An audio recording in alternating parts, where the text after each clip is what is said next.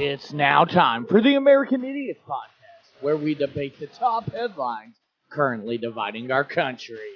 With Money Mike, the Black Sheep Sean, the Manic Hispanic, Tropic Thunder, Fox, Tara, and Richard the Spartan.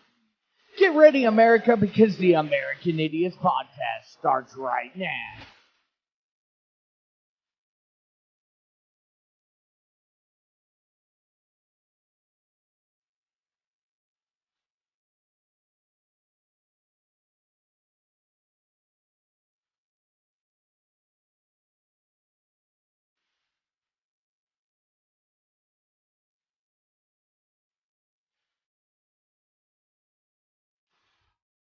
What's up, everybody? This is Money Mike coming at you live on the American Idiots Podcast once again. I know you missed my beautiful face last week. I was actually celebrating my girlfriend's birthday, so definitely happy to be back here. Of course, I saw the smug bastard down here, a.k.a. the Black Sheep, shaking his head. Don't act like you didn't miss this sexy-ass face. Nobody missed you. No one believes you have a girlfriend. It's cool, man. It's cool. I hate you. With that being said, here comes the Manic Hispanic. Manny Hispanic, how you doing this week? Do you have a good Doing Christmas? good. Took vacation time this week just to get off, and got a whole list of honeydews that my wife put me on work. Ooh, always fun, Yeah. always fun. I'm sitting here working an extra hour and a half each day so I can get off early on New Year's Eve. So, you know, There you it go. is what it is. I Black changed Sheep, I out would have lighting asked in you. the hallway. Do what? I changed out some lighting in the hallway, Ooh, nice. Nice. trim, and Black Sheep, I would have asked how your Christmas was, but I know you're atheist and you don't celebrate. You celebrate Christmas? I'm just fucking with you, Sean. I'm giving you Ass? shit. Oh, You know okay. what? You're an ass. Aaron you says, celebrate "What's up, guys? How Christmas, or about do them you celebrate Cowboys?" Yule? Well, I celebrate Christmas, man. I was raised with it. It's family tradition. That's the way I look at it. We do the presents. We do everything. We just don't do the whole religious thing. That's the only difference. You know what? You praise Jesus in this podcast, young man. Let me think about that. No. Okay, and we actually have a new member debuting tonight, Richard the Spartan, coming in live with us tonight. How you doing, Richard? Doing good. I appreciate y'all having me, and I'm glad to be here. Pretty excited about it. Absolutely, we're excited to have you, man. We don't have that too much of the right side, much of the right agenda on this podcast. Right. So I'm definitely glad to be bringing you in because Well, you're going you to do correct now. some of us. We're going to have a little bit more Right. lively debates Right. instead of beating up on poor Manic Hispanic down there. Where'd you pull the name Spartan from? It actually came. There's a story behind it, and I'll make it real fast. When the Black Lives Matter movement when the Black Lives Matter organization was coming to Little Rock, and I say the organization, really, I'm not even going to put that out there because I'm not going to say they were part of the organization, but there was a threat to come burn down and destroy loot and burn down the outlet malls next to the Bass Pro Shop. And I was just like, it made me emotional. And I hated the destruction. I wasn't going to watch my city burn. Even it's not my city. I live in Benton, not in Little Rock. But, I just didn't want to watch it burn down. And so I went up there and I felt like a Spartan. I mean, I was just like, I will put myself between these people and whatever happens, happens. And that's, been my inspiration for a lot of things since then. So that's how it all started. And I've just ran with it. Absolutely. Well, we'll definitely keep that energy because we're going to get into some of the Black Lives Matter stuff here on this show. But we're going to start off with the big news from today. President Trump did sign the $600 stimulus last night, but he's vowing to continue to push for the $2,000 payments. We actually have a story here from CBC News on this. For many of those struggling Americans, likely a sense of relief tonight. A standoff between President Trump and U.S. lawmakers has ended with word he has finally signed a U.S. COVID relief and government funding bill. Katie Nicholson joins us from Washington. Katie, the standoff started when the president demanded stimulus payments be hiked from $600 to $2,000. Do we know if he got his way? Well, Vashti, the short answer is it's not entirely clear yet. The moment the president made this demand, Democrats said they'd be only too happy to increase the payments to $2,000. The demand has few Republican supporters, though, and Republicans run the Senate. That's crucial. This increase is being put to a vote in the House tomorrow, where it's likely going to pass, but the statement from the White House tonight merely says the Senate will start the voting process on the $2,000 amount. Well, that was going to happen anyway. It's still not clear if that means the president has brokered a deal with Senate Republicans to ensure that it passes. Although Senate Majority Leader Mitch McConnell, he's tweeted a statement applauding the president for signing with the caveat that the compromise bill isn't perfect. He also doesn't explicitly say anything about the $2,000 amount the president wanted. So clearly some of the details here still falling into place. So then what does happen now? Okay, well, let's start with the personal relief checks. Obviously, an amount has to be approved first. The government had originally thought it could get those direct deposits moving into people's accounts by the end of this week. Well, it's unknown now at this point how the delay in signing this bill is going to affect that rollout. And yesterday, unemployment benefits ran out for more than 10 million Americans. Now, the taps will be turned back on. More unemployment money will start flowing into the new year. And a COVID eviction moratorium it's keeping millions of Americans in their home right now. It was set to expire on New Year's Eve. Now, with the signing of this bill, that has been extended for another month until the new administration is sworn in. And crucially, this averted a partial government shutdown, which would have kicked in on Tuesday. And, it would have been the second one of Trump's time in office, the first time being the 35-day one around the border wall funding issue. So while the president signed the bill a little late, it is better than never and certainly appears to be good news tonight for the American people. All right, thanks, Katie. Katie Nicholson for us in Washington. Okay, so, this is a situation where I think the bare bones could potentially have some good spots to it. I read a story earlier about an airline, I believe it was Southwest, that sent out an email today saying that they can now actually afford to pay some of their recently furloughed workers through March 31st because President Trump signed this bill last night. So, don't get me wrong, there are some good things about this. My question is, number one, do you care whether it's 600 or 2,000? And number two, is this the bill that we need, or is this just a stopgap to get to President Biden? We'll start with you, Richard. Truth be told, as a conservative, I would probably look at this different if I had been one that was really affected by COVID. I'm not. I'm not in desperate need for that money. So for me to just look at it from an objective conservative standpoint, I hate to see us putting the nation further and further in debt for this money.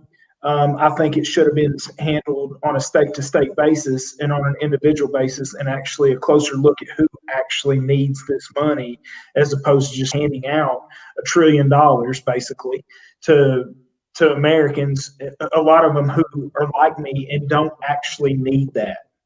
So that's my outlook on it. Well, that's actually interesting you say that because as I mentioned in the group chat before we went live, Asa Hutchinson was live on CNN tonight, and he actually said something to the effect of, let's worry about the $2,000 once Biden gets in there. Let's get this $600 out. Let's get past this one. Let's start talking about March, he said.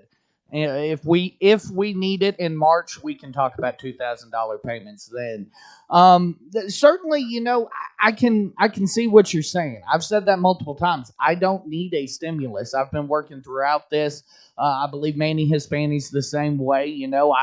It's nice money. It's nice extra money, especially around the holidays where you just spend a bunch of money. But it's not a situation where I need it. Where I am happy to see something finally pass is the unemployment. Unfortunately, due to the delay by the president, some people apparently are going to miss a whole check because of him delaying in signing this. Black Sheep, go ahead. Well, I don't think it's enough.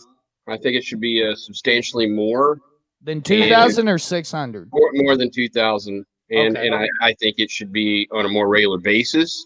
I think we should have a monthly stipend for everyone. Just like most westernized countries have done. Now, even the people at work, even the people that are still working. Yes. Okay. Even the people that are still working. Yes. I absolutely believe that. We can waste $17 trillion on this war on terror. Okay. And we always have money for war. We always have money for the military. But when it comes to the American people, when it comes to people suffering, when it comes to healthcare, no, we can never find it. Conservatives are always like, oh, we just don't have it. We never have it. We can't do that. That's not fiscal responsibility. We just can't do it. Bullshit. We've got the money. We've got more than enough. We need to take care of the people here. Okay. I don't know what Trump's game is to actually say he wants to push it up to 2,000. Makes no sense to me because almost every conservative is against this. You know, it's just some weird chess move he's playing to try to get support or whatever. It doesn't make sense to me. Well, and I actually mentioned that in the group chat earlier, and Richard DeSpartan and myself talked about it a little bit. I truly believe that this is a situation kind of reputation control as he's going out. We see presidents do this where they try to, increase their popularity a little bit, especially if they were a unpopular president at the time that they left office. There's nothing he can do to raise that number. I would agree, but we'll see. We'll see. It certainly, I could see some people being like, "Oh, he gave us $2,000. Cool." I mean, Colt 45 is going to be all about it. They love it. Unfortunately, the House passed the $2,000 measure, so that's already happened. It has to go to the Senate, and McConnell's not going to let that happen. So that's actually interesting. Yeah, that's actually interesting. McConnell, see, this is what most people don't realize. Mitch McConnell runs the fucking country. It's not Trump. It's not the House. It's not even the Senate. It's one man, and it's Mitch McConnell. He's the one that has held up over 250 pieces of legislation on his desk and has stopped anything to help anybody. I mean, the stimulus check came in March, and we have gone back and forth. And I will blame Nancy Pelosi as well because what's up, Botez? She's an idiot. And she should be out of office as well. But between those two right there, no one's got any help in all of this. I mean, people have lost their jobs, their health care. I'm one of them. I was laid off during all of this, lost my job, my health care, my benefits, everything. And so have millions of other Americans. I'm in a better situation than most. I had some money saved and I'm not going to be evicted, but people are being thrown out on the streets. That is happening all over the country right now. There's no protection. No protection for anybody right now. Manny Hispani, I'll let you go ahead and respond. And I saw Richard was kind of shaking his head when you were talking about McConnell. So now that the white folks have gone, the Mexican can finally talk. You're right. That's how it is on this show. You said can we build a wall around the Manny? Oh, and now you're going to interrupt me. You said two interesting things, Mike. Number one, you said could have. Number two, you said I believe. And that's the bottom line. We don't even know. They don't even know. So how are we supposed to make a determination on what's going on? Good point. Okay. For starters, that foreign aid crap needs to get out of there because we don't need to worry about what other countries are doing. I think everybody agrees on that. Our citizens. Number two, the business funding needs to be pulled out because we don't need to worry about big business. We need to worry about those that can survive. If the business wants to survive, they need to find a way to make money, not have the government bail them out. See, what he's saying is true. What he's saying is true. If you don't have the money to stay in business, shut the doors. That's true capitalism right there. When the airlines come to the government and they're like, we need billions of dollars, we're going to go out of business. If you need billions of dollars, I guess you need to take out another loan. Right. Let them go out of business. Find a bank to back you. Right. Bottom line. Mojaz here, and I apologize. I just wanted to point out this comment. He says, or she, I apologize, I don't know, says that's how the USA influences other countries, I guess referring to your foreign aid comment, Manny Hispani. Well, I don't care for them to influence anything. They need to look at their citizens. All right? And speaking of their citizens, that money needs to go to the people that need help. Not the people that have quit their jobs and want to sit around and do nothing, but the people that need help. You can't get unemployment if you quit a job. You'd be surprised, Sean. I was about to say, There's a legal precedent to it. You can't just walk out of a job and get unemployment. You would be surprised. I mean, there is there is fraud in this country. I wouldn't be surprised if there were such thing, but certainly something to keep your eye on. Now, Richard, I saw you shaking your head quite a bit over there, so I'll go ahead and let you loose. Well, when Sean was speaking, I'm sorry, I'm not used to the screen names yet. There's the name. There you go. I go by Sean. Yeah, I go by Sean. So when Sean was speaking, at first I was shaking my head, but then he actually went back and added in why I was shaking my head. So he corrected it, which, when he said that, Mitch McConnell was the one holding all this up, which that's not true. Nancy, it takes the whole Senate. It does. All of Congress. It takes the House and the Senate to pass a bill. And so, I don't disagree with you. As a conservative, I think anybody that blindly agrees with their party on everything, they are a sheep. I mean, they really Absolutely. are. And so I'm definitely open-minded to a lot of discussion on things. But I disagree with Manny Hispanic. Manic Hispanic. Okay. I disagree with you. I even tried to make it rhyme so it'd be easy for you white folks. But as far as like major corporations, like I said, people don't realize how much money it takes to make a business work. I was a business owner. I've owned two businesses in my life. And they're a challenge, man. They take a lot more money than a lot of people realize. And I mean, you can go through millions of dollars in just a matter of, a couple of days if you're a large corporation with payroll and all that. And so if it was their fault that they were shut down, then yes, I would agree with you. But it's not. When the government comes in and tells you that you have to shut down and they force you to, now it's the government's responsibility to make sure that you don't go out of business because they took control of your business in telling you that you had to shut down. So that's what I would agree with. I agree. You make a good point, though, and I kind of want to address something you said there, Manny Hispanic, because I brought up the Southwest Airlines email that circulated this morning. What do you say to those people that if this stimulus didn't have money for the businesses that would have not been able to get any additional money for Southwest that had just been laid off? And number one, they don't have any good outlook on employment or unemployment. And number two, they don't have any potential information on jobs. What do you do? What do I say? I say that sucks. Bottom line. Downsizing in a company sucks, but it shouldn't take the government to keep businesses afloat. If they need more money, they need to go through avenues to get more money. Take out loans, change prices, do whatever you have to do to increase your revenue. But don't depend on the tax-paying citizens to back your company. I can certainly see your point there. Like I said, I don't want you to see my point, Mike. I want you to agree with it. Be a part of my cause. If the money's going towards the employees, I don't see a problem. If the money's going to the CEO's pocket, then yeah, we have a problem. Like you heard, multiple multi-million-dollar organizations and even churches, I believe. That's the difference, though. Okay, if the company downsizes, which causes people to be laid off or fired, they go to the unemployment office and they get assistance. Right. Don't give the money to the company. And I mean, Motaz there makes a good point. He says, plus life keeps changing, so if business goes out of business, another one will open. And that is true. That is, one of the beautiful things about this country.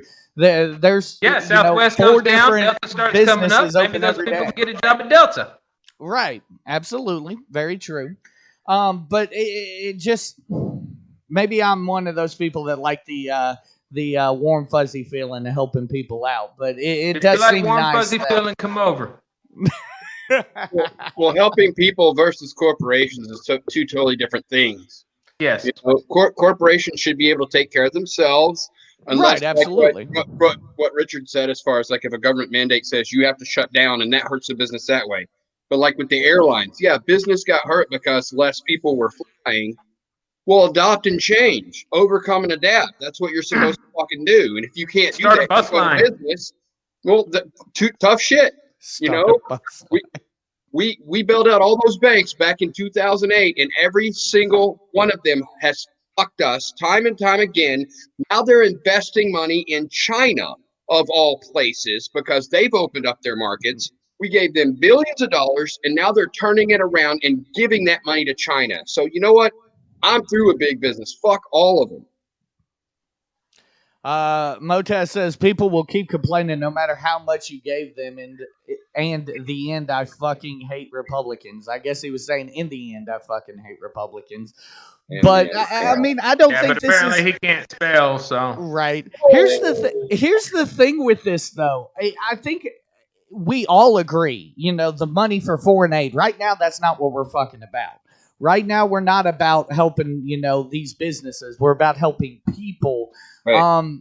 I think we can all agree on that. The question is now that it has passed the House this evening, does Mitch actually get it out to a vote, and how quickly? We'll start with you, Manny Hispani. Does Mitch what? Sorry. Does Mitch actually get it to a vote on the Senate, and how quickly do you believe it'll happen? He'll get it out to a vote on the Senate eventually. Eventually, yeah. There's only so long he can sit on it before people really press him to put something out there. Trump's really backed them into a corner on this, though. Could you imagine these two Georgia senators that are right now hanging in the balance? The balance of power hangs on two races in Georgia. Can you imagine how pissed off they are at Donald Trump right now? Because he put them in a no-win situation. Honestly, in my opinion. Richard? I agree with that. I actually do agree with that. But I think that's why Mitch will get this out to vote quick, because of that Senate race in Georgia. I think he's going to put it out there. I don't, honestly, I can't even speculate. I don't know what they're going to do. I know they don't like it, but at the same time, they do have to think about this Senate race. And so many people across the country do want this that I think they're going to put it out pretty quick. But I don't know which way it's going to go once it's out. Hold on, I got to show you this one, Manny Hispani. This one's at you. Motaz is not a fan of your dirty mouth, Manny Hispani. Dude, I was the one dropping F-bombs a while ago. Right? Again, somebody else that don't pay attention. All he knows is I hate Republicans. That's all he can. That's all he can do. So I mean, Sean, he thinks I'm the Mexican. Sean, do you not think that Trump put enough pressure on Mitch that he has to do this at this point? No, not. Mitch is they're risking losing the Senate if they don't. Mitch is going to put it on top. He's going to dig in. He is not going to give Democrats anything that they want. He knows this is just some kind of, I want to look good. He's not going to do it.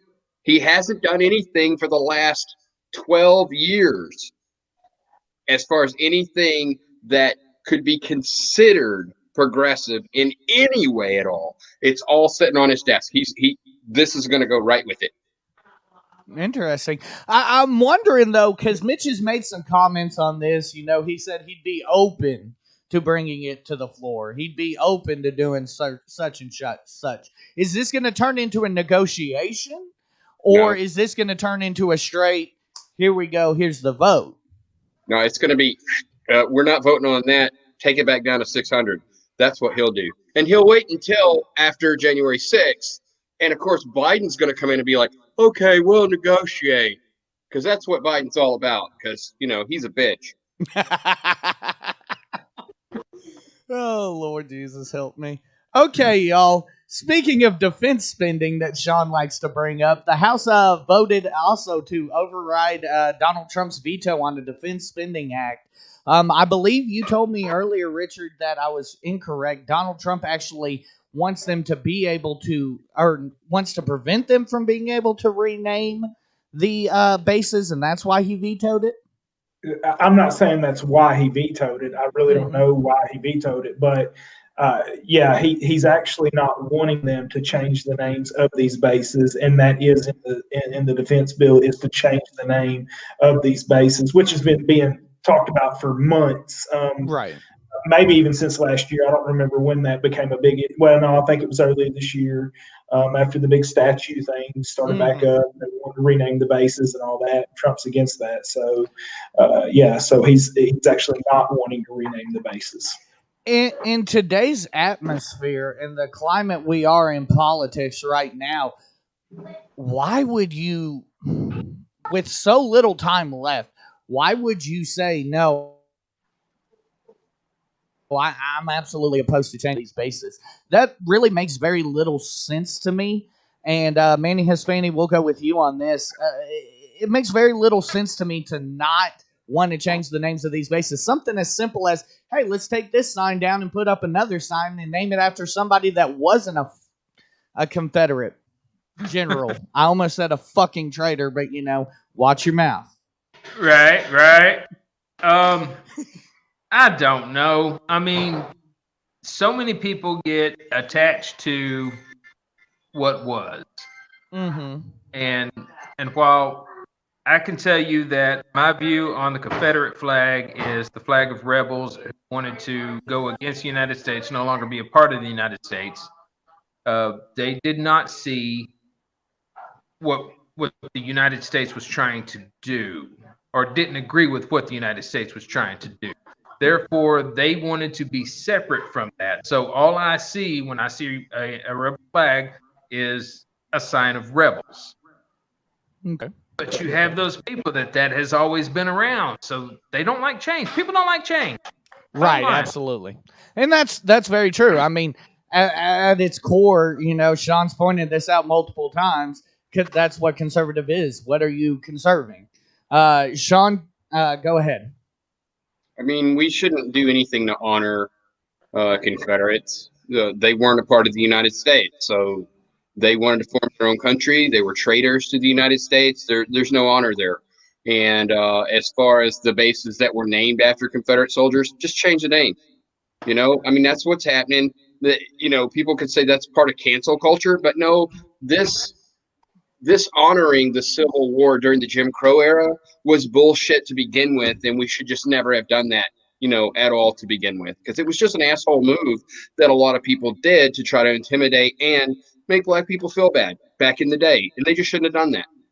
What's mind-blowing to me in all of this is Donald Trump is literally getting his base behind him, slapping his base in the face. The base of the Republican Party is loving the military, doing everything to help the military, etc., etc. And the thing is with this, he's going against the Pentagon in this. He's going against generals in this. He's going against other Republicans who are saying, what the fuck are you doing, Donald? This is not what we do. And, maybe that is the reason why he is so popular, because he, doesn't go by the status quo. But right. He's always gone against the grain. He is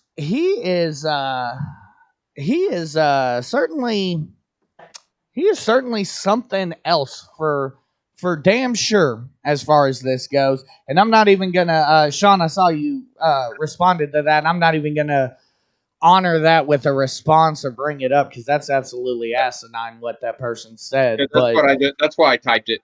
Yeah, but with that being said, it's almost like he's gone against his own playbook in this case. The playbook is, hey, fire up the base, give them red meat. Now he's slapping the base in the face, and they're still loving it. Richard, explain this to me. What kind of strategy is this? Man, sometimes Trump is hard to defend. I mean, he really is. Absolutely. I mean, there are certain things that he does, and like I told you earlier, I really don't know enough about the defense spending bill. That is one thing I have not looked enough into to put my own opinion on whether or not I would agree with him, vetoing it, or not agree with him vetoing it. But no doubt, Trump can be a hard person to defend because he does some very strange things at times. I do support him. I did vote for him. I think he did a good job with the economy. I don't think the presidency is a popularity contest. I think that all presidents do and say stupid things. He tends to do it a little more than some in the past, but I don't know. He's a mystery at times, and I don't understand it either on this one, to be honest with you. Well, and I mean, the day after he got elected, it's interesting you mentioned the economy, because the day after he got elected, I said, if his ego will allow him to, the smartest thing that man can do is control the economy and then defer off everything else to somebody else and then delegate. Unfortunately, his ego wouldn't allow him to do that. But was it his ego, or was it the fact that a lot of the people that were in place he couldn't trust? He hired them. He hired 90% of them. Not in the beginning. He was going to bring in the best. He was going to do everything. I'm only going to bring in the best. The only people that I trust. I'm a great negotiator. I mean, think about it though, man. He hired everybody he hired. Look at Mad Dog Mattis, for example. Everybody loved Mad Dog. Everybody thought, oh my God, it's Mad Dog. We're going to be so freaking happy. He's the freaking Secretary of Defense. Yay, yay, yay, yay, yay. And then he fires him and talks about how he can't trust Mad Dog because Mad Dog went against him. So I don't necessarily buy into the I couldn't trust him. Well, then why didn't you freaking go in there?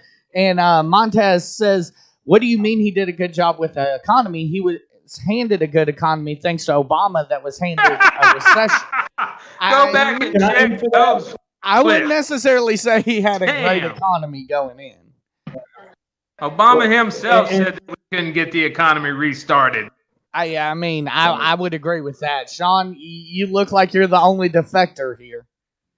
Well, I just remember we had the highest, Dow ever under President Obama, and like the growth under his presidency that was the biggest ever in the history of this country. Even Trump didn't achieve that level.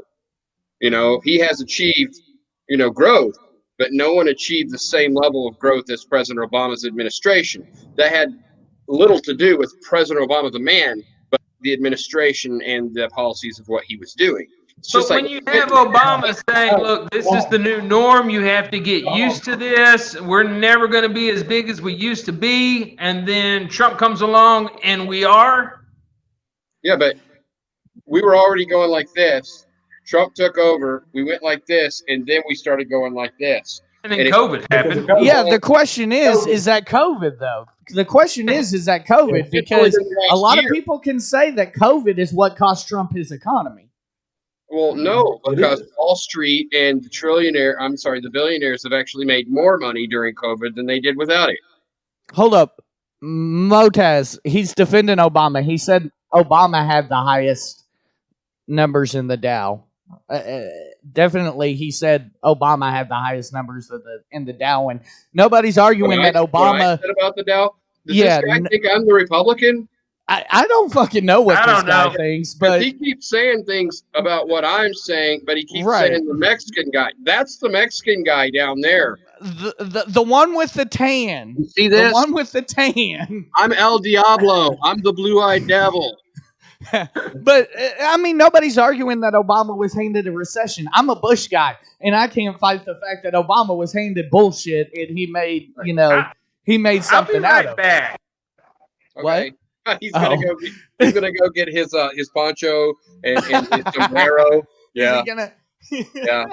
Oh Lord, that's terrible. I was about to say, is he gonna come back eating a taco so Motaz can recognize him? Oh, we love Manicus. Can I hit on the economy thing right quick? Yeah, go for it. Yeah. All right. So the Obama economy, first off, you were right, Sean, when you said that it had nothing to do with Obama. It didn't. The only way that you're going to make an economy grow is to lower the taxes and get out of the way. That's it. The reason that the economy grew under Obama is because the internet boom hit, and we created and a massive gig economy was created. You had Uber, you had all the tech booms that cropped up during that time, the food delivery services. It was a massive gig economy. 94% of the jobs created under Obama were part-time temporary jobs. And over 70% of the jobs created under Trump were full-time, secure, higher paying jobs. That's the difference between the Trump and the Obama economy. And the only reason, like I said, the only reason the economy grew under Trump, it's not nothing Trump did other than deregulation and lowering taxes. And honestly, our federal government's responsibility is nothing more to protect us from foreign and domestic enemies, and to protect our constitutional rights. That's it. That is their responsibility. We, the people, have given them way more responsibility than we ever should have given them, and way more power. I can't speak to the job numbers, but I can certainly agree with you that Obama did benefit from a tech boom in his second term. I would say the first term, it was obviously garbage, but the second term, yeah, he absolutely benefited from a tech boom. So Clinton had a tech boom too during the first .com craze, and that bubble burst. Okay, and a lot of people lost a lot of money during that. Right. And then when Obama came in, he got the housing bubble bursting. That was also the fault of Clinton, because Clinton signed that bill that allowed the banks to hyperextend all that credit to everybody. Right. So that happened. But then he turned around like an asshole and gave billions to the banks. And I knew it. I knew it was coming. But no, Sean, you make a darn good point. The best analogy for an economy I was ever explained, and I was a teenager when this got explained to me. You take a bowling alley and you start oh my God, he's got Anyway, you take a bowling alley or a bowling lane and you start rolling a ball, and you put marks, and each mark represents 4 years in a new presidential term. That ball doesn't stop and then restart once the new president takes over. The ball keeps rolling. Yeah, so you're inheriting good economies. You're inheriting problems, things like that. So really, every president can't be fully responsible for the profit or the loss of their economy. Not 100%. No. But it's definitely something. Motaz says the economy doesn't get fixed right away like a magic wang. Apparently, it takes years to see the results. So Obama built the foundation, and Trump just took it from him. I'm assuming is what he was saying. I would agree that we could be seeing part of this boom because of things that Obama did. Just like I said, the ball doesn't stop at presidential terms. We could be seeing still some trickle from when Bush was in office. There's no such thing as trickle down economics. I'm not saying trickle down. I'm saying trickle from the last remnants of Bush's economic agenda could still be affected. Just so we understand that. Okay. Yes, we're gonna get to trickle down in a minute. What did Obama do that made a difference? What did Obama do that made any difference on the economy in a positive way? Name one thing. He helped to usher in the legalization of gay marriage, and everyone celebrated. Hey. Wait, hold on. What does that have to do with the economy? The whole country celebrated. A lot of marriage licenses got bought. Yep. Hey, there you go. A lot of wedding decor got bought. A lot of venues got rented. There was a whole lot of partying going on. Oh, yeah. But, I mean, honestly, though, Richard, to your point, what does any president necessarily do that directly affects the economy, short of, tax cuts or anything like that? Really? Yes, but that isn't the president. That's still your Congress. Yeah, really, it's the Congress that should take a lot of the blame for the way the economy. The presidency is just a figurehead. That's all it really absolutely is. Sure. But the president ran on that. I mean, that's what the president ran on, what he was going to do. And he obviously is influential to an extent. Yes. In most cases, I mean, Joe Biden's not going to be, because he's going to wheel in with his walker and just mumble a little bit. Well, hopefully so, he'll die, and then Kamala Harris will take over, well, and that'll really turn everything around.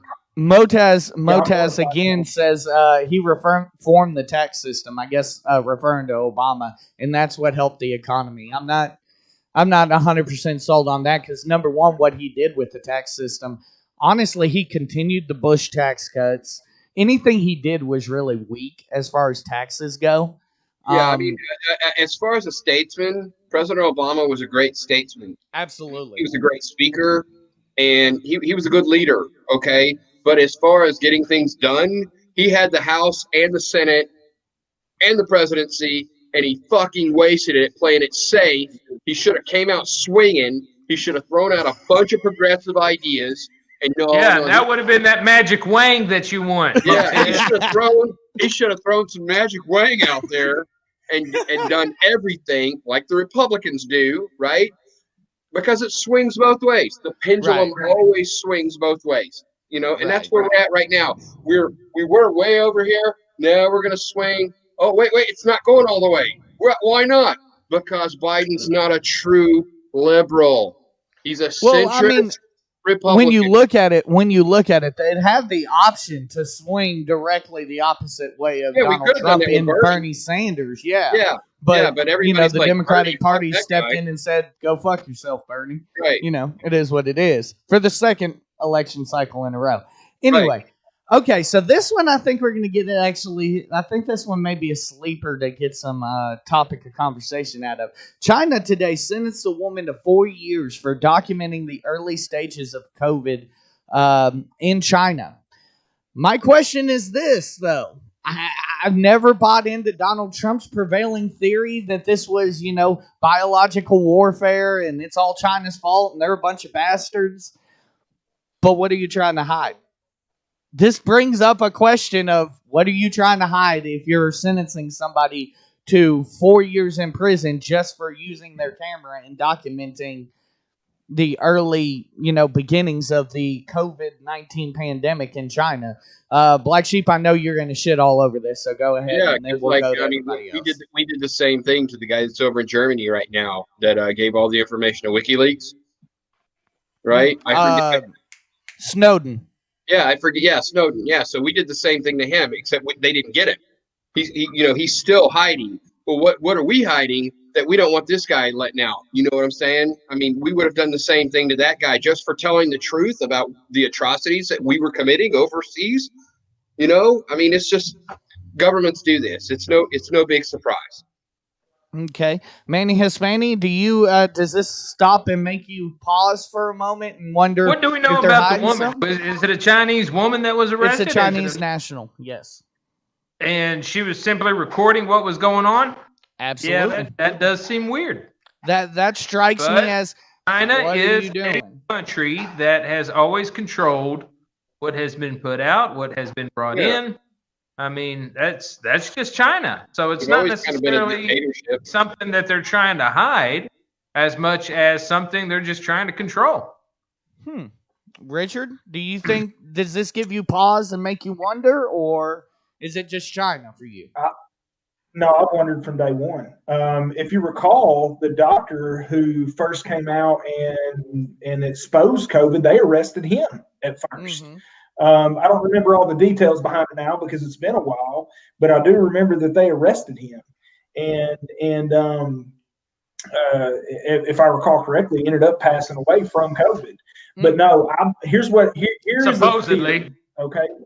Now here is a theory, and I'm kind of cautious about these, but I have a theory that, Trump was putting the sanctions on China. He was, because they've been stealing our intellectual property. So Trump was coming down hard on them. They wanted Trump out of office.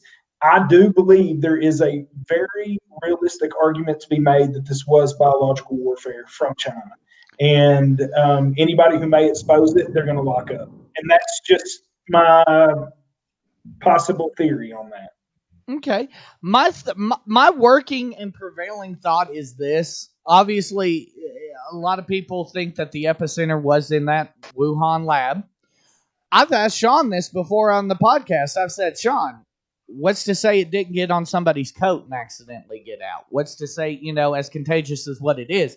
I don't think I hesitate to say anyone would purposefully do this to the world, let alone their own country. But, That's what makes me side against that kind of thing, was most people that are going to attack another country are going to start in the other country. They're not going to bring it into their own country and release it there. Right. Yeah, So in China, New China York already, or Florida or California would have been the first ones to show signs. I could say, that really looks like some terrorist shit right there. and the Chinese government already owns the United States of America, so they don't have any reason to try to kill us or hit us with anything. I mean, it doesn't make sense because, like, we're China's bitch, and they own us and they spank us all the time. And for anybody to even try to say that we're the greatest nation ever, bullshit. China's been around for what, almost 10,000 years, and they're just they play the long game. And they're going to take over the world. No one's ever going to stop them.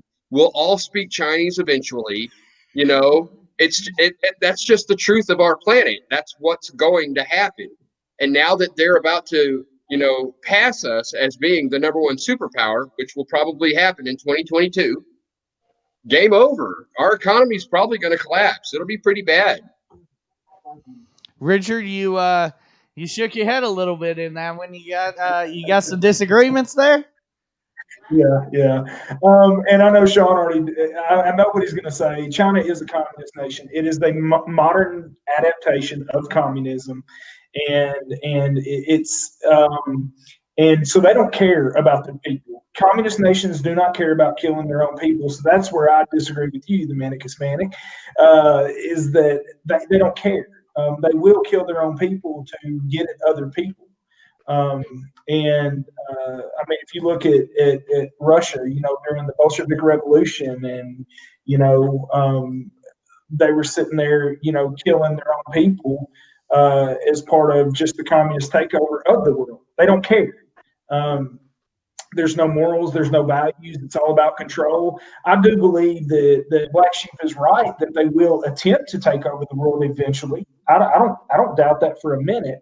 I think because we have more atomic bombs, I don't think they'll do. I don't think they'll be successful. Let me put it that way. That's a scary thought.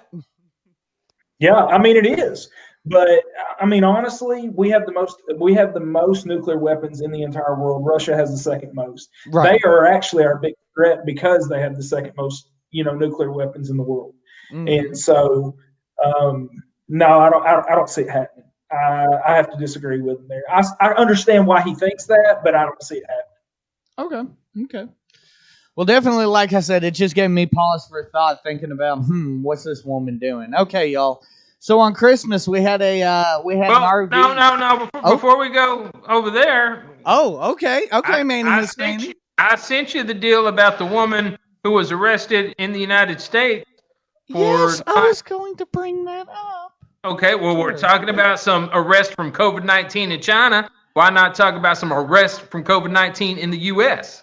Okay, well, let me bring this up. It's along the same freaking line, Mike. Let me bring this up for the Manny Hispanic. Okay, so this apparently happened in Tallahassee, Florida. The police have raided the home of a former health department employee. It looks like she helped build the state's first COVID-19 dashboard. She was fired for complaining about Ron DeSantis' administration manipulating COVID-19 data to make the virus appear less prevalent as the governor pushed to reopen Florida's economy.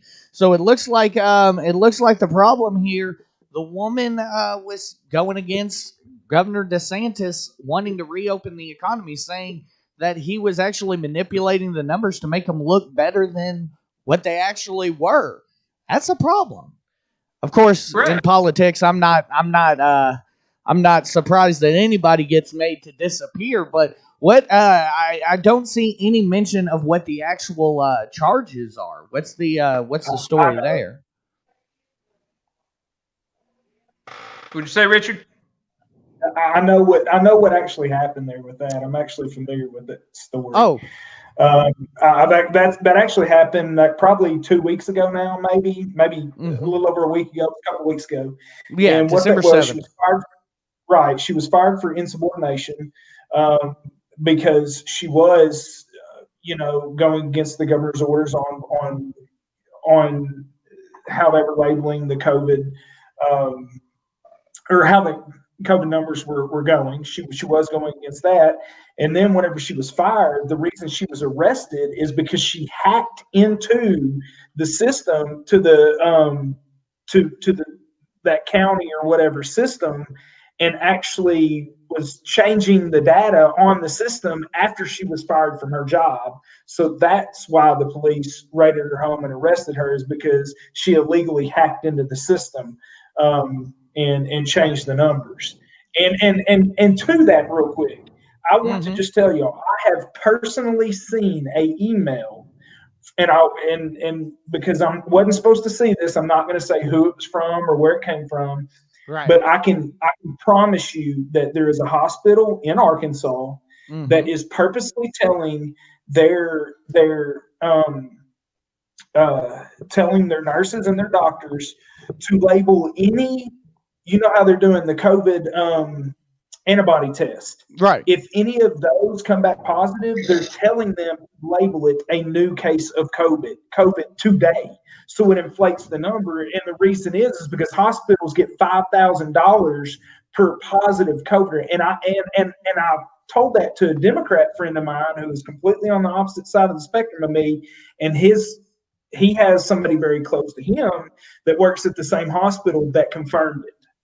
Well, and this so is actually the numbers are being frozen for financial reasons, and I think for political reasons. That's actually interesting to me that you bring that up, because I believe what you're talking about is the difference between the speed test and then the one that takes a couple days. Anytime I hear Governor Hutchinson give a briefing, he first gives out the numbers of the speedy test and then gives out the numbers separately. Are you saying that some of the actual numbers in the other test, the one that isn't as speedy, is being inflated because of a potential stipend? No, I'm saying, you can go have an antibody test to see if you've ever had COVID, if the antibodies are in your system. So say I had COVID in January and I go take the antibody test and it shows up today that I had COVID at some point in time in my past. Well, what this hospital is telling their doctors and nurses to do is to label that as a new COVID case. And I have seen that with my own two eyes. And a friend of mine that I thought would tell me, you're crazy, I talked to him about it, and he confirmed it because somebody close to him works at this same hospital. That sounds like massive. That sounds like massive fraud. There is massive fraud going on with COVID. I believe that 110%. And going back to that woman, I don't doubt that she was. I don't doubt that she was passionate about that, but she and truly believed that she was in the right. But there is more to that story. And like I said, she did hack into the system, and that's why she was arrested. They didn't just go arrest her because she disagreed. She opposed what he said, yeah. Right, exactly. I mean, it makes perfect sense to me that there would be elevated numbers like that. I mean, we don't have universal health care, so we have health care for profit. And right now, because of COVID, hospitals are using up all their resources. They need the money. So if they want to fudge their numbers to get more money so that they can have more resources, yeah, of course, this is another one of the cracks of capitalism. This just shows you how easy it is to manipulate the system and why it's bad. It's not just about capitalism, man. Because even if we were on a different system, they could inflate numbers. But they wouldn't be more likely to inflate numbers if they needed money like that. It doesn't matter what the government is. Greedy people are going to find a way to take the money from people. Sean, it's a government hospital, if that makes a difference. So it's a VA. It's not the VA. It's UAMS. Okay. So state-run hospital, but it's still a for-profit hospital. They still take, money from people, right? Sure. And it is a research hospital, so they do have a lot of. I mean, you've seen that campus, how much it's grown in the last 20 years. There's a lot of money going into UAMS, a lot. So Absolutely. if they were fudging a few numbers to get more money, no, I completely understand why they're doing it. You know, is it fraud? Yeah, but is anybody going to complain and turn them in and try to stop it from happening? Well, no, nobody in the medical industry is going to do it because they all play that game. I mean, that's just the way it is. I mean, yes, it's an unfortunate reality. You see it every day with people. Oh, tell their insurance they got a MRI or something. You see that kind of shit happening. But with they got an MRI with their cellular device, as there Michael you fucking Kernan go. would say. Shut up, you bastard. Anyway, with that being said, no, I mean, you've probably given the most persuasive argument that some of these numbers may be fudged. The other things I've heard, about people complaining about, oh, well, these deaths aren't really from COVID, et cetera, et cetera. I've had multiple conversations with people talking about this kind of stuff, and that the prevailing things that I've seen tend to show things like COVID. tend to show things like AIDS. AIDS are related. When you get AIDS, you don't die from AIDS. You die from an underlying cause. In addition to AIDS, it seems like that's the situation with COVID. If you're COVID positive and you die, it doesn't matter whether you had a fucking heart attack. You still had COVID at that point. I have no problem with them putting that number as a COVID death because COVID contributed to that death. But but I mean, COVID may have sped up your death from maybe 6 months to tomorrow. Right. Exactly. I mean, if you're a sick old motherfucker, you're just going to die. You're going to die anyway. COVID just helps you get there sooner. If you've ever seen a death certificate, there's multiple causes listed for your death. There's the cause and then the contributing causes. I have no problem if COVID is a contributing cause to label that as a COVID death. Right. But what you're telling me, Richard, that's a damn interesting point. I wanted to look into that, and we're definitely going to have to keep an eye on that because that's certainly something. That's a problem. Carnahan as our investigative reporter into the UAMS system to actually find out what's going on. I was kind of thinking, you're really going to get in there, bro. Let me just American Idiots podcast. I'd like to know if there's any fraud going on. Get the fuck out of here. I'm gonna attack them right at their $1 million fucking Mercedes and shit. Right. What the fuck do you know about these COVID numbers? That's awesome, dude. That's awesome. Oh, I'm gonna wear the hat and have the monocle. I mean, it is interesting, and it probably is happening, but there's nothing we can do about it. I mean, when you take the Soviet Union, for example, when it collapsed and it had to go to a more monetary democratic system because they didn't know what they were doing, what happened? The mafias took over, right? Because they were there. And they were able to manipulate the system a lot more quickly and get into higher places of power than they were here. And that's why you have so much corruption and so much bullshit going on over in Russia. We have this, as up in the higher levels. Right. Absolutely. I mean, it's certainly, like I said, something interesting to keep your eye on, especially that's if this woman really did hack into a government system, pretty sure that's a no-no. Pretty sure you can't be doing that shit. Pretty sure you deserve to be in jail right now. Just saying. Thanks for coming. If she can hack into if she's working for the government and can hack into a government system, she's in the wrong business. That's true, too. She could be making a lot more money in other places. Right? I mean, the government hires hackers. The government don't pay that well. I'm just saying. Well, anybody that thinks the government pays well, you're fucking crazy. No, they used to. Now, the truth about it is most likely they didn't change her passwords and stuff, so she was able to just go in anyway. That's also probably true. No, because if you're on a government computer, you have to have a card, an actual PIV card. You don't have access to that at home unless you have a laptop. Now, if she had a laptop with a PIV, then she could have done it. Like if she hadn't turned it in or whatever, she could have got in. I guess you could technically say that's hacking, But it may vary state to state. It may vary state to state, Sean. But I know when I worked for the state of Arkansas, you didn't have to. So you may be thinking. I know on the federal level, absolutely, yes. Yeah, federal, you have to have a PIV card. So yeah, absolutely. It's the same way when I was in the military. You had to have the ID card you used to get on base. You'd also the same use card. to get the thing. It's the exact same card. But definitely, I wouldn't be surprised if somebody didn't change their password quick enough or something and didn't take her out of the system quick enough and oversight. Maybe she got in that way, but still illegal. Oversight. Shame. Couldn't be a lazy government, could it?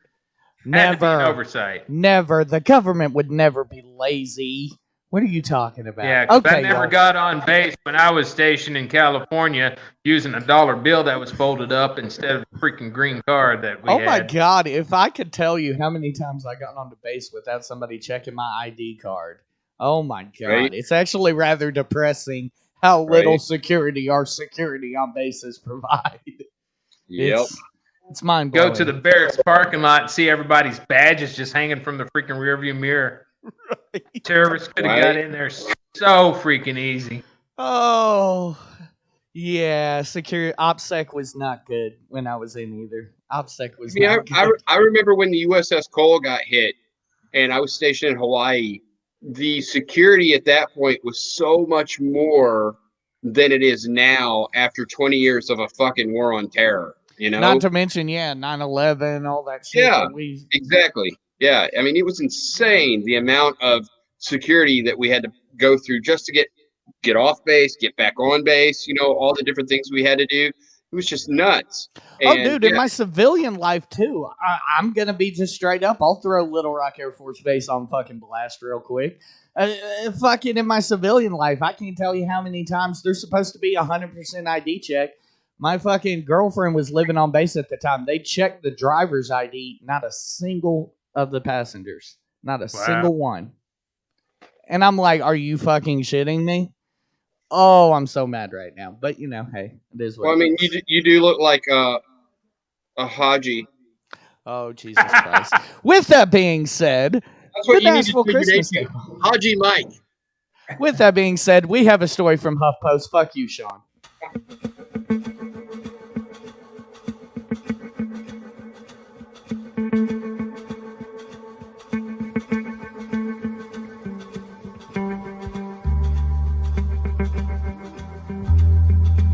Base this conclusion on forensic evidence, including DNA evidence that you'll hear about, as well as evidence that was gathered at the scene of the bombing.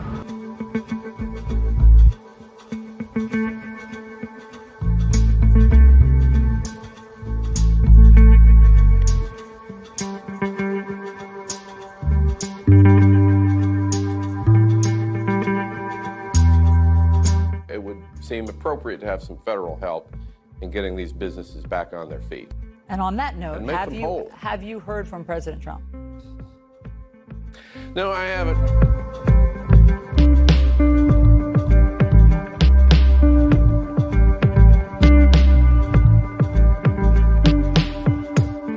No, it wasn't a consistent countdown. It was like, hello, this is a warning. For your safety, evacuate the area. And that looped for a few minutes. And then as we were getting ready to go in the building, it changed to, you have 14 minutes to evacuate the area. And that's when my mindset changed.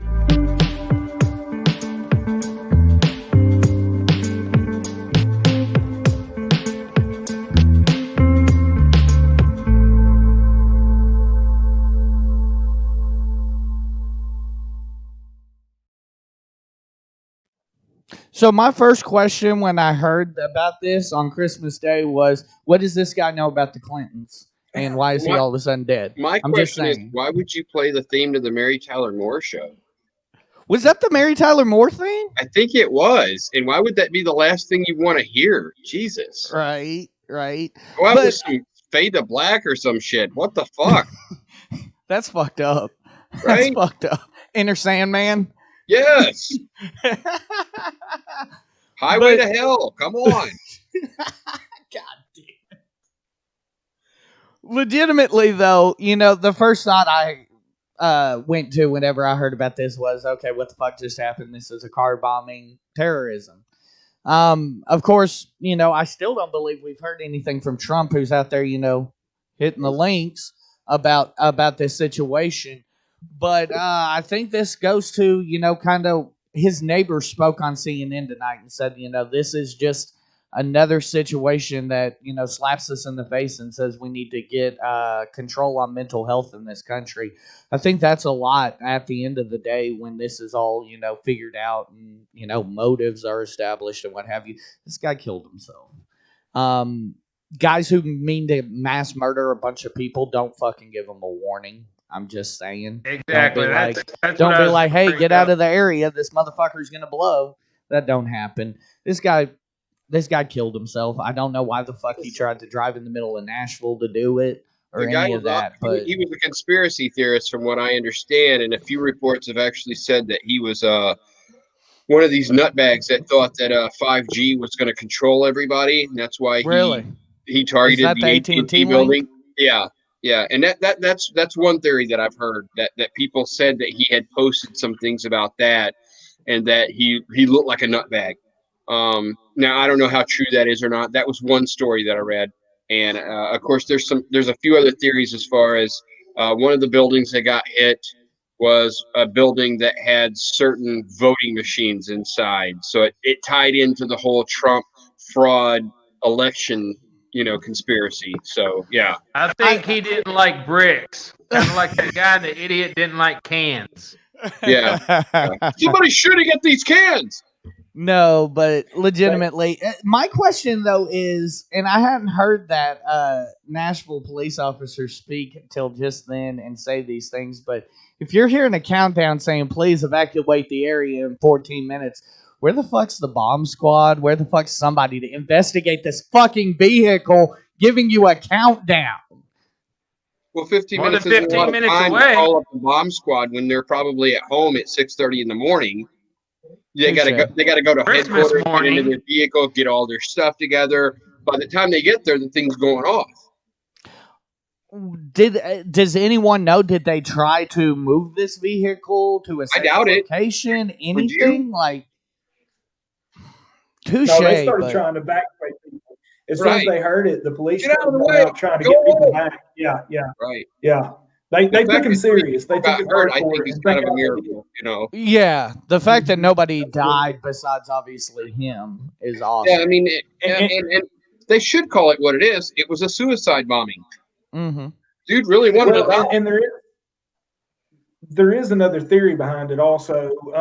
They haven't actually linked it together yet, but they do know that the guy's dad actually worked for before AT&T bought them. Yeah, whatever Southwestern Bell or whatever. Southwestern Bell at that facility that he blew up, and he ended up dying, and they don't know if they think that the 5G had something to do with his dad's death recently and all that. So they're trying to link it to his dad. So you're right about the 5G thing. I've heard that too. And I saw the theory too on the voting machine thing also. But yeah, the guy was crazy. I think it comes. I think it comes down to just like Manny Hispani said, and I think we're all pretty much circling back to what we're mental health in this country really needs to be addressed. If anybody watching this, obviously Motaz may need a little bit of assistance. Just joking, Motaz. I'm playing. Don't leave us. Are you trying to get us knocked off? But no, for real. Start with Mike is all I gotta say. We really do need to get a better grip on mental health in this country. We get slapped every year by, and really it only gets brought to the forefront when a celebrity like Robin Williams or somebody like that takes their life, or Chester from Lincoln Park takes their own life, and then they're like, oh, this is so sad. Well, it may not have happened had there not been a stigma around these mental health issues, or a stigma around going and getting diagnosed with these mental health issues, things like that. If we had universal health care, people would have better access to actually go talk to psychiatrists and get the help that they need. Aaron says he suffers from depression and anxiety. It sucks. I'm sure it does. Absolutely. Aaron, most maybe people do at some point in their lives.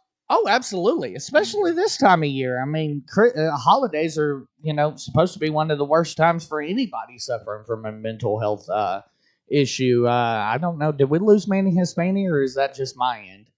He's No, kind of circling the drain. I've got a buffering thing going on there. Yeah. Okay. Yeah. Sean, did you want to address mental health here? Because this is kind of your forte. I mean, I thought I just did, but, I guess I could add to it that some people wish they were never born. Some people just don't want to live. And, we should respect that. And we shouldn't make suicide a freaking crime. We should give people access to be able, like in Oregon, assisted suicide, if that's something that they want.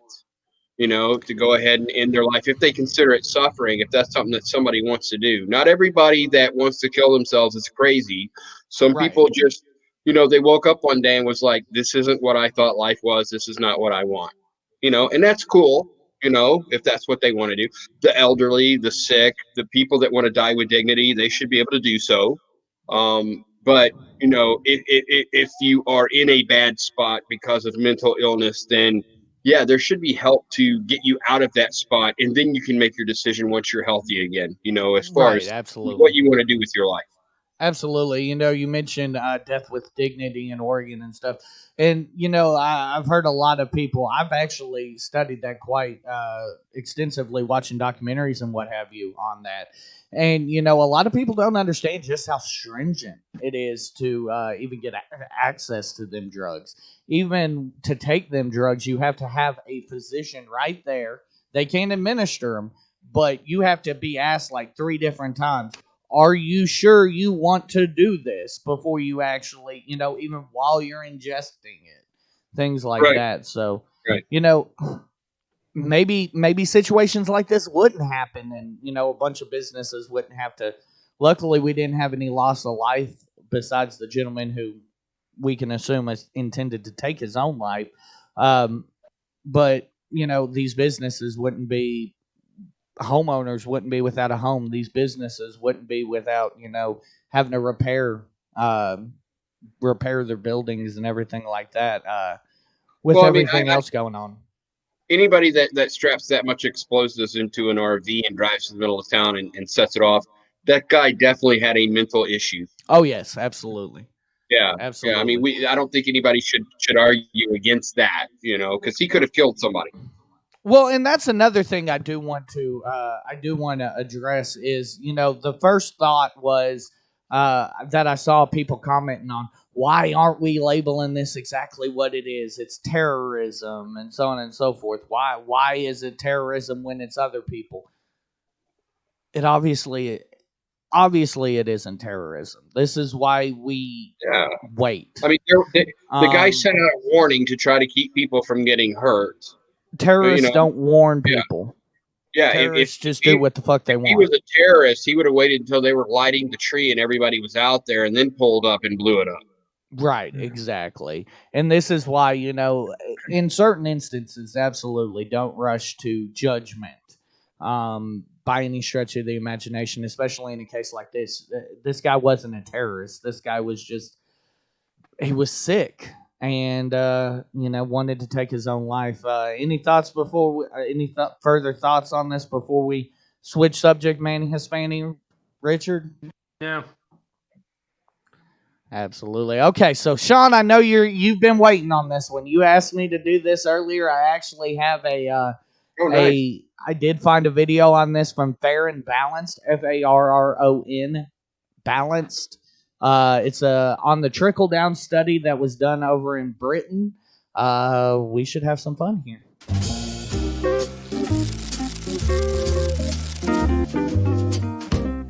According to a recent report, 50 years worth of trickle-down economics has yielded absolutely nothing for anybody that isn't already a member of the top 1%. For 40 years here in the United States, we have been fed the lie by Republicans that if we give more money to wealthy people, it is going to trickle down to the rest of us. The wealthy are just going to make it rain on us po folk. But this study, along with every other study that's looked at this, and according to the guy that actually created trickle-down economics, David Stockman, it's all a farce. Whole thing was a scam from the beginning. Nothing trickled down. The only money generated from trickle down, the tax cuts for the wealthy, all it did was enrich those already at the top and, of course, balloon deficits. That's it. That is what trickle-down economics gets you. More wealth concentrated at the top while starving those of us at the bottom. And for 40 years, that has been the policy here in the United States, brought to us exclusively by the Republican Party. This was their baby. This was their idea. And too many people in this country who are in those lower economic rungs believe that somehow if we give more money to those at the top, it's going to come down to us. See, that's the problem. We know, and we have known, because this is not the first study to tell us this, that trickle-down doesn't work. As I just mentioned, the guy that created it, David Stockman, came out a decade ago and said, listen, trickle-down economics in practice cannot work. Not just that it doesn't work, but that it cannot work. Because it relies on the generosity of those at the top, which, as we have seen, simply doesn't exist, folks. The people who spend money, the people who actually drive the economy, are not the ones sitting at the top. It's the rest of us. The people working the average everyday jobs. And you know how we know that that's true? Not just because of the studies, but because that's what happened during the pandemic. When all of these average everyday working class people suddenly couldn't go to work, when they couldn't do their jobs anymore, what happened to the economy? We immediately went into a recession. Immediately went into a recession. Because the real drivers of the economy weren't out there making it happen. The wealthy elite did better than ever. They continued to pocket money. They made billions and billions and billions of dollars in profit during the pandemic. Did any of that reach you? No, didn't reach me. And it never will. Trickle-down economics is a lie. Any politician that tells you we have to cut taxes for the wealthy to help the rest of us is lying to you. Do not ever vote for them again. I don't care who it is. I don't care if Bernie Sanders were to come out tomorrow and say, hey, let's cut taxes for the wealthy. Not that he ever would, but those people who say this aren't your friends. They don't have your best interest at heart. They're interested in helping their donors and, of course, helping themselves, because nearly every member of Congress is also a member of that top 1% that gets the tax cuts. Don't believe it anymore. Do not support them anymore. Call them out. And most importantly, vote them out next time you have the chance. Okay, number one, that dude had the crazy eyes. Oh, number two... That dude also had a Klingon bridge going up his forehead right there. And I know Medic Hispanic saw that shit. I saw it right away. Before we move on, I just want to address this. No, Motaz. It's got nothing to do with the gentleman being Muslim. It's got to do with the fact that the guy clearly gave a warning, and no terrorist will ever give a warning before they commit a terrorist act. I have a question for Motaz real quick, because that question or that statement that he put out makes me want to ask him, Mr. Motaz, are you a Muslim? And if you are, please let us know. That's just that response bothers me. It's got nothing to do with the gentleman being being Muslim or not. It's got to do with the fact that he gave a warning, and no terrorist in the history of terrorism has ever. I know why. It's because I called you Haji Mike earlier. That's why. Okay, y'all. We'll start off here with Black Sheep, seeing as how this is your topic. What do you think about this new study? This guy, it's the same like he said, though. We've been hearing this for years and years. Yeah, you've been hearing this from me for like the past, 6 years? At least. I have said this over and over again. Every study that I've ever read, everything that I've ever seen from anybody that is in economics has pointed this out. Trickle-down economics never works. The rich do not spend their money in the ghetto. It just doesn't happen, okay? The people that live out in, Cantrell don't go to 12th Street and spend their money. It just doesn't happen. They buy Lexus, they buy, BMWs, they eat at the fancy restaurants out there in Cantrell and all that area. That you wouldn't catch them at 12th Avenue unless by chance they just happen to be going by to buy a little cocaine or some bullshit, like that. You know what I'm saying? But that's the only time they're ever, a little trickle goes down, that way. Richard. Okay, then I have a question. Explain to me how Trump had the lowest Black and Hispanic unemployment rate in American history ever. Trickle-down economics. It created opportunity. Oh. Yes. Yeah. No, trickle-down economics means that the rich spend the money down, and they don't do that. But they create, all right, so look at Amazon and a lot of these big corporations, they plant other branches, other warehouses, other facilities into certain communities, which builds them communities up and actually allows those people who live in the ghetto to come get a job and not have to rely on. Have you seen the working conditions in the average Amazon warehouse? You can't take a piss break because you are put onto such an extreme level of productivity. People that get hurt are actually fired before they can actually file a report with OSHA. What he's saying, Sean, the fact that the Amazon warehouse is there is his point of trickle down economics. Exactly. It's not trickling down. They pay you pennies on the dollar. They work the dog shit out of you. Bezos is the only one that makes any money in that company at all, or his executives, what is he, almost a fucking trillionaire now? Damn, when did we start dragging Amazon? Yeah, why does one person have so much goddamn money? I thought Amazon was like the shining light of example of great companies. No, Amazon is one of the worst companies in the world. We went from having a Walmart in Hot Springs to now having 4 Walmarts in Hot Springs. Yeah, that's ridiculous. You should only have one. So we have 4 Walmarts, so that employs more people. That's 4 times the jobs. And how many people that work at the Walmart in Hot Springs are on welfare? How many are on WIC? How many have to have some kind of subsidy because Walmart pays slave wages? Almost everybody, unless you're in management or you're a shift leader, that has been there for 15 years. You're making minimum wage and you're probably on welfare or on WIC or some other government assistance like that. I mean, but that doesn't change the fact that the Sam Walton Company has produced more jobs. It doesn't matter if you produce more jobs if nobody can have a living wage. If you're on welfare and you're becoming, a burden to the government, Walmart created that. Amazon creates that. No, they did not. No. Yes, they did. No.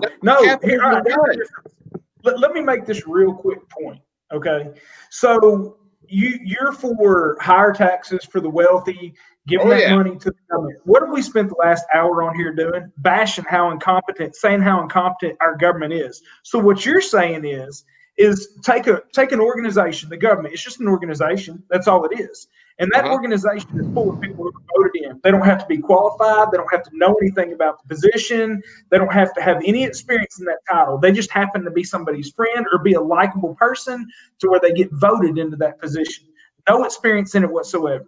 All right. In a corporation, you have to have experience to be placed in an executive position within that company. You had to have went to school for it, had training. So you can be buddies with the guy that you went to Harvard with because your daddy gave you the fucking money to go to Harvard. It happens all the time. Hold on, Sean. But the president of that company is not going to put you in that position if you're going to cost him money. You've got to make him money. So there's incentive. If you work for a corporation, there is incentive for you to actually be productive and do well. When you give that to the government, there is no incentive. They vest no interest in it. They make $200,000 a year, whether they help you or whether they hurt you. And the big difference is, this is my final point in this, the big difference is, if you don't like what Amazon's doing, guess what? You can go to your local guy down the street who sells that record or sells that shirt or whatever you want, and you can help your local small business. You may pay a little bit more for it, but you can walk in there and you can buy that from them. Okay, you've got the choice to not do business with Amazon. Right. But now when you take that money, when you take that 70% from Jeff Bezos and you put it in the government's pocket, if you don't like what the government's doing, tough luck. You're shit out of luck. The government controls it, and you don't get to go to the other government down the street and say, look, I don't like what this government's doing with my money, so therefore I'm going to take my business over to this government. You don't get that option. In capitalism, you always have choice. That's what it's all about. In socialism and in communism, the government controls everything, and you don't have a choice. And that's not necessarily true, because America did tax the rich at almost 90% up until the 80s, okay? And that's how we built the great infrastructure in this country that we have, the interstates, everything that you have, the state parks, all of that was built by the wealthy. We took all that money and we reinvested it into this country. It was part of the New Deal. And we took care of all that. Reagan came along and he knocked that down all the way down to 32%. And steadily been knocked down every year to where now billionaires don't have to fucking pay shit. Jeff Bezos didn't pay any fucking tax. Hell, Donald Trump hasn't paid taxes in how fucking long? What, $700 in what, 1 year? What was that? The big controversy that we did? Yeah. Billionaires don't pay fucking tax rate. Effective tax rate. No rich person's ever paid 90% taxes. There's an effective tax rate that's the tax they actually pay. You're talking about what the government told them to pay. They find loopholes and they pay an effective tax rate. A lot of people had loopholes, but never paid 90%. But it was that high at one point. Yes, there are loopholes that keep people from paying that much, but they were getting taxed at almost 75% up until the 1980s. That is the absolute truth. That's theft. You're stealing money from somebody because it's no human being should have more. Like, why should one human being have $1 million? Why? My question is why, though? If they were smart enough to come up with a product or a way of making that much money, why should they not be allowed to have that? Yeah, if they work their rear end off enough to make $1 million, then bingo bango, you earn that $1 million. We are a species, okay? For our species to continue surviving, we have to get away from this capitalist idea of getting as much as you can before you die. Everyone has to be able to survive if this species is going to survive. Otherwise, we will go extinct. That's going to fucking happen. My question is this, though. Why should we, and this has always been my question, why should you punish somebody for being successful? I'm not trying to punish anybody for being successful. Jeff Bezos does. Why should he have $900 billion? Did he work for it? What is he going to do? Economics doesn't work. We've established that. He doesn't spread that money around to the ghetto. He doesn't help, people in poverty or whatever. All of his warehouses pay slave wages. They work people to death. There was a documentary that just did a story just recently about how a man got crushed to death in one of his warehouses, okay? And because he was going to bring a brand new distribution center into that city, they hid it from OSHA. In fact, the OSHA guy that was going to investigate that and tried to push forward got fired because he wouldn't drop it by the fucking mayor, okay? So that they could get this distribution center from Jeff Bezos to go in there through Amazon. Guess what? It never even went there to begin with. So not only did the guy lose his job, this guy lost his life. It was all covered up. It's a great big giant fucking scandal. Amazon is a shit company. So there's douchebags in the world. That's what you're telling me. But still, he found a way to make money. Why should he be punished for making money? I think we've established there's douchebags in the world. Yes, no one should have. Is every rich person in the world a douchebag? Just because of their influence this government? I see all the books that you have there behind you. Why do you have so many books? You should be spreading those out to people that don't have books, Sean. Well, that's what the public library is for, and I will drive anybody there. No. You shouldn't have that many. Yeah, you deserve one book. No, people that way we can all have a book. That's what religious people do. I have many books because I want to expand my education. Okay. No, you should. I want to expand my wealth. Should I be punished for that? Hey, anybody's welcome to come here and borrow any of my books if they want to. Sean, my point is, I want to expand my wealth. Sean, I want to expand my wealth. Should I be punished for that because I'm wanting more wealth? No, I think everyone should be on an equal playing ground. Okay, and so the people that should go to college should make the same as the people that decide not to. I'll put it to you this way. Everyone in this country that makes less than $75,000 a year is just above poverty, okay? If you're at 75,000, right? Anybody that's not making 75,000, okay? Let's say you're making, in Arkansas, the average is 26 to 35,000. You're living in fucking poverty, according to the government statistics, okay? In this country. That's the majority of fucking Americans. The majority of Americans live in poverty. And they don't have the way to go to college. They don't have a way to save money. They don't have a way because they're working a fucking slave job and they can't get anything any better. So instead of creating opportunity to build them people up out of poverty, your solution is take the people who have something and are living above poverty, give it away to those who don't have anything, and now everybody's poverty, right? So we're equally poor. No, not at all. I say that we tax the wealthy and that we had things like universal health care to take care of everybody. We have what? We cannot afford the Green New Deal, Medicare for all this stuff. If we can afford $17 trillion for the war on terror, we can afford anything that I'm talking about. Universal health care, universal education. Yeah, we take that money from the war on terror and spread it out to people, so now all the terrorists can come in here and kill us all. Right. If you're so afraid of fucking terrorists, why don't you get our country out of the Middle East where they've been fucking poking that rattlesnake for goddamn 50 years? That's the reason why 9/11 have that kind of say. 9/11 happened because we wouldn't leave them alone. You guys know that. How many peace deals did Trump broker in the Middle East? Was it we created Al-Qaeda, we created ISIS, we created every terrorist organization in the Middle East to fight all the others that we created. Right? Okay, y'all. Take a breather. Damn it. Vaccine news. Getting a headache. Hold on, okay? Oh. I'm having pains, I'm having aches. And when I have pains and I have aches, I turn to honey bee. Oh, CBD oils. Hold on, are they paying us? Oils. Are they paying us? If you're interested in some honeybee CBD oils, check out the American Idiots Facebook page. I put a link up there. Are they paying us? Hold up now. I think they're paying him. They're not paying us. Oh, you better redistribute some of that wealth, Manny Hispanny. It'll come around. It'll come around, baby. It'll trickle down. It'll trickle down. No, it's going to stay right there in Hot Springs. It won't come up to Benton. No. Is that up? Is that north? Yeah, I guess it is slightly north.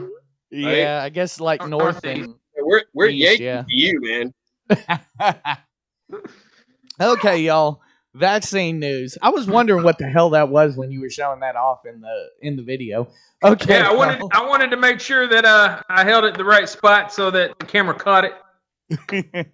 Okay, y'all. So we got a story on Rubio actually getting the vaccine, and then tearing apart Dr. Fauci on this. So we're gonna have some fun here. I love Rubio, but I have a feeling I'm gonna have to tear him a new asshole. Here's this video from HuffPost.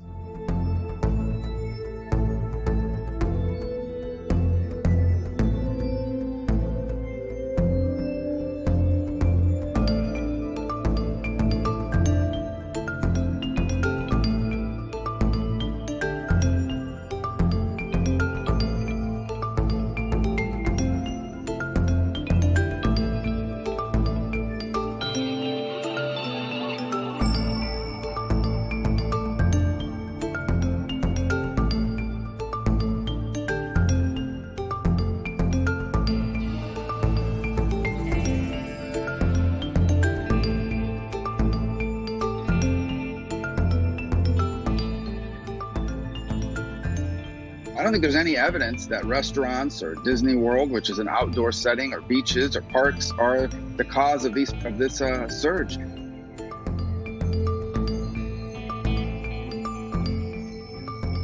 People congregating, often without masks, of being in crowds and jumping over and avoiding and not paying attention to the guidelines that we very carefully put out, we're going to continue to be in a lot of trouble.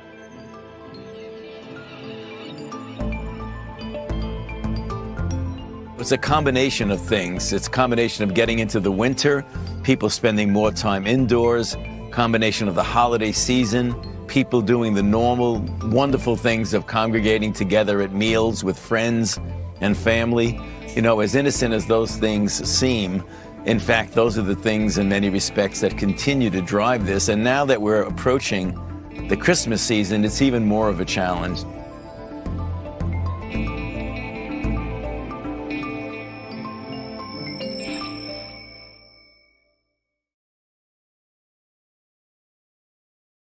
Okay, I, like every other time we've talked about somebody going after my boy Fauci on this show, will continue to go, fuck you, Rubio. What the fuck are you thinking? This guy is the smartest guy in the country when it comes to infectious disease. You're a goddamn moron for this. Okay, I'll open up for discussion. Well, I mean, the guy's a hypocrite. I mean, you clearly read what he did, and then there he is, you know, oh, check out my tan line. Right. You know, I mean, dude, just fucking own it. Just come out and just say, hey, dude, I was wrong. I'm getting the fucking vaccine because I don't want to catch this shit, and science fucking works.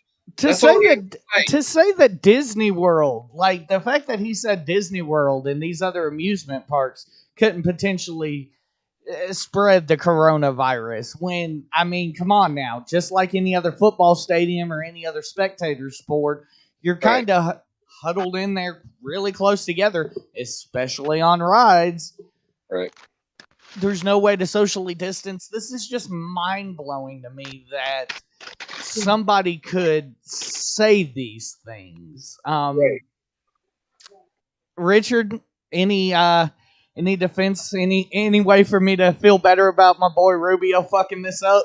No, and honestly, I don't think that anybody healthy should be getting a shot. You know, getting this vaccine right now. I think that I think they ought to get the vulnerable population out of the way, and then focus on healthcare workers and people of that sort. You know, educators, stuff like that.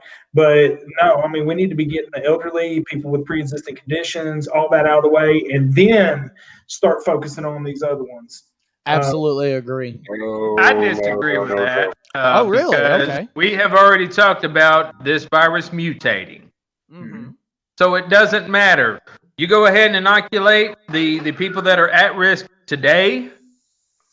Next week, the mutated version is going to be out, and they're going to have to be inoculated. If you keep pushing them to the front of the line, at what point do the people at the end of the line get a chance? That's a good point. I would say this though myself. I guess I'm the only work from home person. I'm not sure about your situation, Richard, but I'm work from home, so I don't feel a rush to have to go out there because I spend a majority of my time inside of my house. Well, I'm not going to rush to go out there and get a freaking shot because I want to see how many of these guinea pigs die from this shit first. Hey, I'm gonna videotape. I'm gonna do a Facebook Live when I get mine, so that you guys can see it. I'll put it on American. I'll be all like, "Yeah, here we go, yeah," and then you'll see that vaccines don't kill people. The worst thing that I've seen so far is there was a woman who fainted shortly after getting the vaccine. However, they came back and said that there's a syndrome that you can get that'll actually paralyze part of your face. I haven't seen that. And there's medication that you can take. It's less than 1% of the population that it's happened to. I forget what it's actually called. I don't want to say it wrong, but it starts with palsy, possibly. Yes, that's it.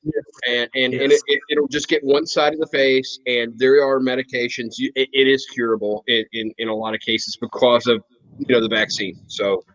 Well, Bell's palsy is kind of shitty. You may not have gotten COVID. Now you won't get COVID, but hey, you got Bell's palsy now. Yeah, your face is kind of droopy. But no, with that being said, the situation around the vaccine, from what I've seen, essentially, yes, you will feel a little shitty that day. But by the next day, you're going to be fine. And you guys know exactly how I feel about it. If you're 65 and older, I mean, you just don't get it. I mean, your Lord, here we go.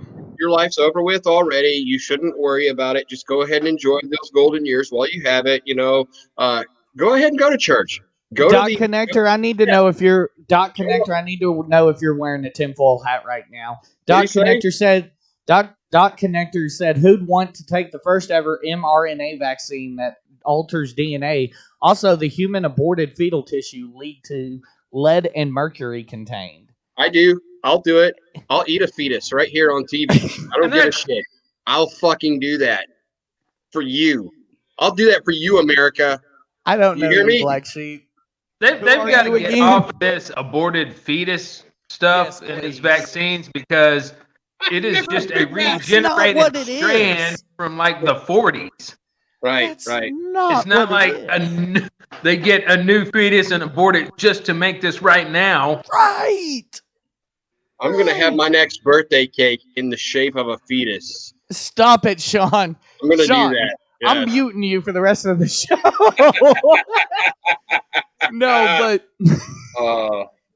No, but for real, the situation here, looking at this, is it's crazy to me that this situation is even going on, where people believe that it's going to alter your DNA. Today is the first time. Don't do that. The actual vaccine that just got approved today for clinical 3 trials is the first vaccine I've even seen that contains the coronavirus or a dead version of the coronavirus. I'll take it. I would take that one as well. Like I said, my hesitancy right now, number one, is I want to see everybody else that needs it get it before I do, because I feel like I'm not at a high risk. And number two, I feel like by the time it does trickle down to me and the VA's like, hey, you want one of these shots? It's going to be like 4 or 5 variations down the road of the vaccine. I don't want to get it and then have to go get my arm poked 4 days later because, oh shit, it mutated. You got to come get a new one. Just like Manny Hispani said. That's where I am at this point. Vaccines don't work that way. Richard, I don't think you've gotten to speak on this yet. What do you think on the whole vaccine situation and it altering your DNA? No, I'm not scared of vaccines. I'm not an anti-vaxxer. I believe in them. I'm not concerned about that at all. I do think you give Dr. Fauci too much credit, though. I mean, he just talk about Marco Rubio contradicts himself, but then you look at this and that strain that mutated in where is it? Somewhere in Europe, in Africa. Yeah, United Kingdom. And so it mutated there. And Anthony Fauci said, no, we don't stop immigration or stop travel from the United Kingdom. Yet we can't travel across the country to go see our family for Christmas. What? And then, like, when all the protests and stuff were going on, people would come out and say, don't protest. Right. I mean, me too. I mean, I haven't shut down. But what I'm saying is that's, you're pointing out Rubio's hypocrisy, but you've also got the hypocrisy of Fauci also. And he has, in a couple of blatant scenarios, been very hypocritical through this whole process. And I don't like that either. So I would agree with that. Hey, what's up? Hello. Hi. Somebody just came in and said, hi. I would like to potentially say this, that Fauci sticks to what he says until new evidence is presented. I don't think that's always the case. Fauci's human. Fauci is open to hypocrisy. Yeah, but he is the number one expert on communicable diseases in the United States. He's been doing this job for 45 years? At least. Yeah, he's the number one guy. Do I trust 100% of everything that he says? Well, he might believe in Jesus, so no. You know what I'm saying? But, I mean, the guy's a smart guy. As far as this is concerned, I'm going to trust the guy. And if he says, hey, man, we made a mistake, we shouldn't do this. Okay, well, then I'll trust that too. Hopefully nobody died because of what he said. Right. And then he goes back. If anybody died, well, I mean, shit, it's life. Fuck it. Yeah. Sean would hope that they were a boomer. Yeah. There we go. Yeah. There we go. But yeah, I mean, at this point, like I said, Fauci is human. I would agree with you. He can be hypocritical sometimes. Do I think that we need to shut down travel from the UK? Probably. Canada's shutting down their borders. Mexico's shutting down their borders. Why the hell not at this point? I see no problem with it. Just because if it's Trump gotten had as just far gotten as that wall Australia. built, he Actually, wouldn't have to shut down the borders, right? Do what? If Trump had just gotten that wall built, they wouldn't have to shut down the borders, right? Touche. But we actually talked about this on Christmas. I was over at a friend's house and I was talking to her husband, and I said, at this point, I think that it's too late to even shut down. We were talking about shutdowns, and he said, he didn't support a shutdown. And I was talking to him, and I was like, I've gotten to the point where I think we're too far into this at this point that a shutdown wouldn't even help. Were you I think wearing at a this mask point we when you just said got to that? ride it out. What? Were you wearing a mask when you said that? No, That's what I thought. I'm confused. You're a spreader. Come on, man. You're a spreader. No, I don't have it. I always Anyway, I wear a mask when I go to bed. I go to lying-ass Walmart. hussy. I go to restaurants. I do that. If I'm going out in a public setting, yes. If I'm at my house, hell no. Well, I'm in this room by myself, but like when I'm around the kids and my wife, I wear a mask because I'm out in public every day. You see the believing on my face, right? Right. Anyway, with that being said, now that Sean's nose has grown about 6 inches, this also came out today, and the video I've got, you're gonna have to bear with it. I think the first 30 seconds the audio is gonna suck a little bit. But Biden This today. isn't a clip of the Road Warrior. I'm gonna be disappointed. This is a clip of the Road Warrior. No, good. Anyway, Biden today came out and says again that his transition team is being met with several roadblocks from President Trump. This clip is from Newsy on YouTube. The past 4 years, we've seen a lot of damage to American global leadership and the traditional alliances that have been attacked, democracy under assault, and our security jeopardized by a go-it-alone approach of this administration. And I'll just echo the words of the President-elect. You all have volunteered your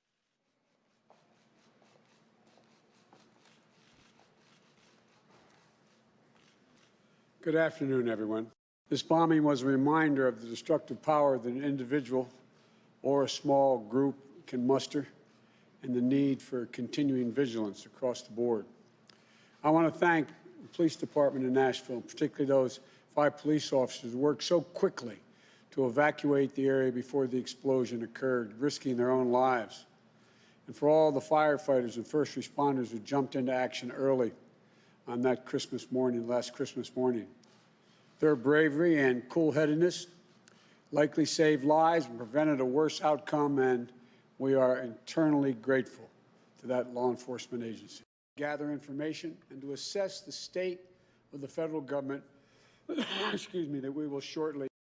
For some agencies, our teams received exemplary cooperation from the career staff in those agencies. From others, most notably the Department of Defense, we encountered obstruction from the political leadership of that department. And the truth is, many of the agencies that are critical to our security have incurred enormous damage. Many of them have been hollowed out in personnel, capacity, and in morale, in the policy processes that have atrophied or have been sidelined, in the despair of our alliances and the disrepair of those alliances. Foreign policy and national security is a key challenge that the Vice President-elect Harris and I, right now, as our nation is in a period of transition, we need to make sure that nothing is lost in the handoff between administrations. My team needs a clear picture of our force posture around the world and our operations to deter our enemies. We need full visibility into the budget planning underway at the Defense Department and other agencies in order to avoid any window of confusion or catch-up that our adversaries may try to exploit.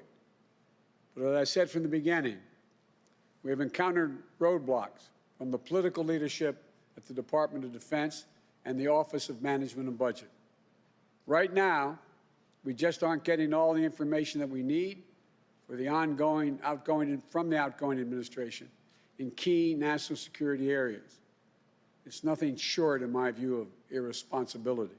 Foreign policy and national security is a key challenge that the Vice President-elect Harris and I. Rebuilding the full set of our instruments of foreign policy and national security is a key challenge that the Vice President-elect Harris and I will face upon taking over. Okay, I voted for Joe, but I can't listen to him anymore. Okay, here's the deal. We are 22 days, 13 hours, 40 minutes, and 10 seconds away from Inauguration Day. The fuck are you doing still standing in the way of this happening? Yes, but if you listen to the other side, they say that they're giving even more than other administrations have gotten before. So right now we're in a state of he said, she said. At a certain point, though, it doesn't matter the size and scope. I'm sure there is more files to transfer over than there was, say, when Clinton went to Bush, for example, or when Bush went to Obama. I'm sure there's more to transmit between the two. So yes, you may be giving more, but guess what? It still may not be enough to make sure that this nation remains secure. And there's that word again, may not. Maybe this, maybe that. Didn't Trump go to Obama during his transition? Yeah. Yep. I'm kind of confused what your point is there on that. That the Department of Justice has said that they have given everything that they need to Biden, that they have given more than was asked, yet he's still complaining that he's not having everything. He was the vice president. He knows how it worked. I think he'd know if he was getting enough or not. I mean, stop being a smartass, Sean. No, I think that he just wants to complain about it. At a certain point, though, because this whole presidency has been about making Trump look bad. Period. My question is transition. You mean? Yeah. My question is this: their whole point has been to make him look bad. At this point, with 22 days left, should Biden not be sitting in? And I'm literally asking: should Biden not be sitting in on every national security briefing, on every briefing period that the president is getting? I don't know. He's 22 days away from being president. I don't know the protocol. I would think that high up in government. Neither have I, but for a actual smooth transition, I believe he should be sitting in all these, or at least getting the same information that the president is getting. Richard, what do you think about the transition?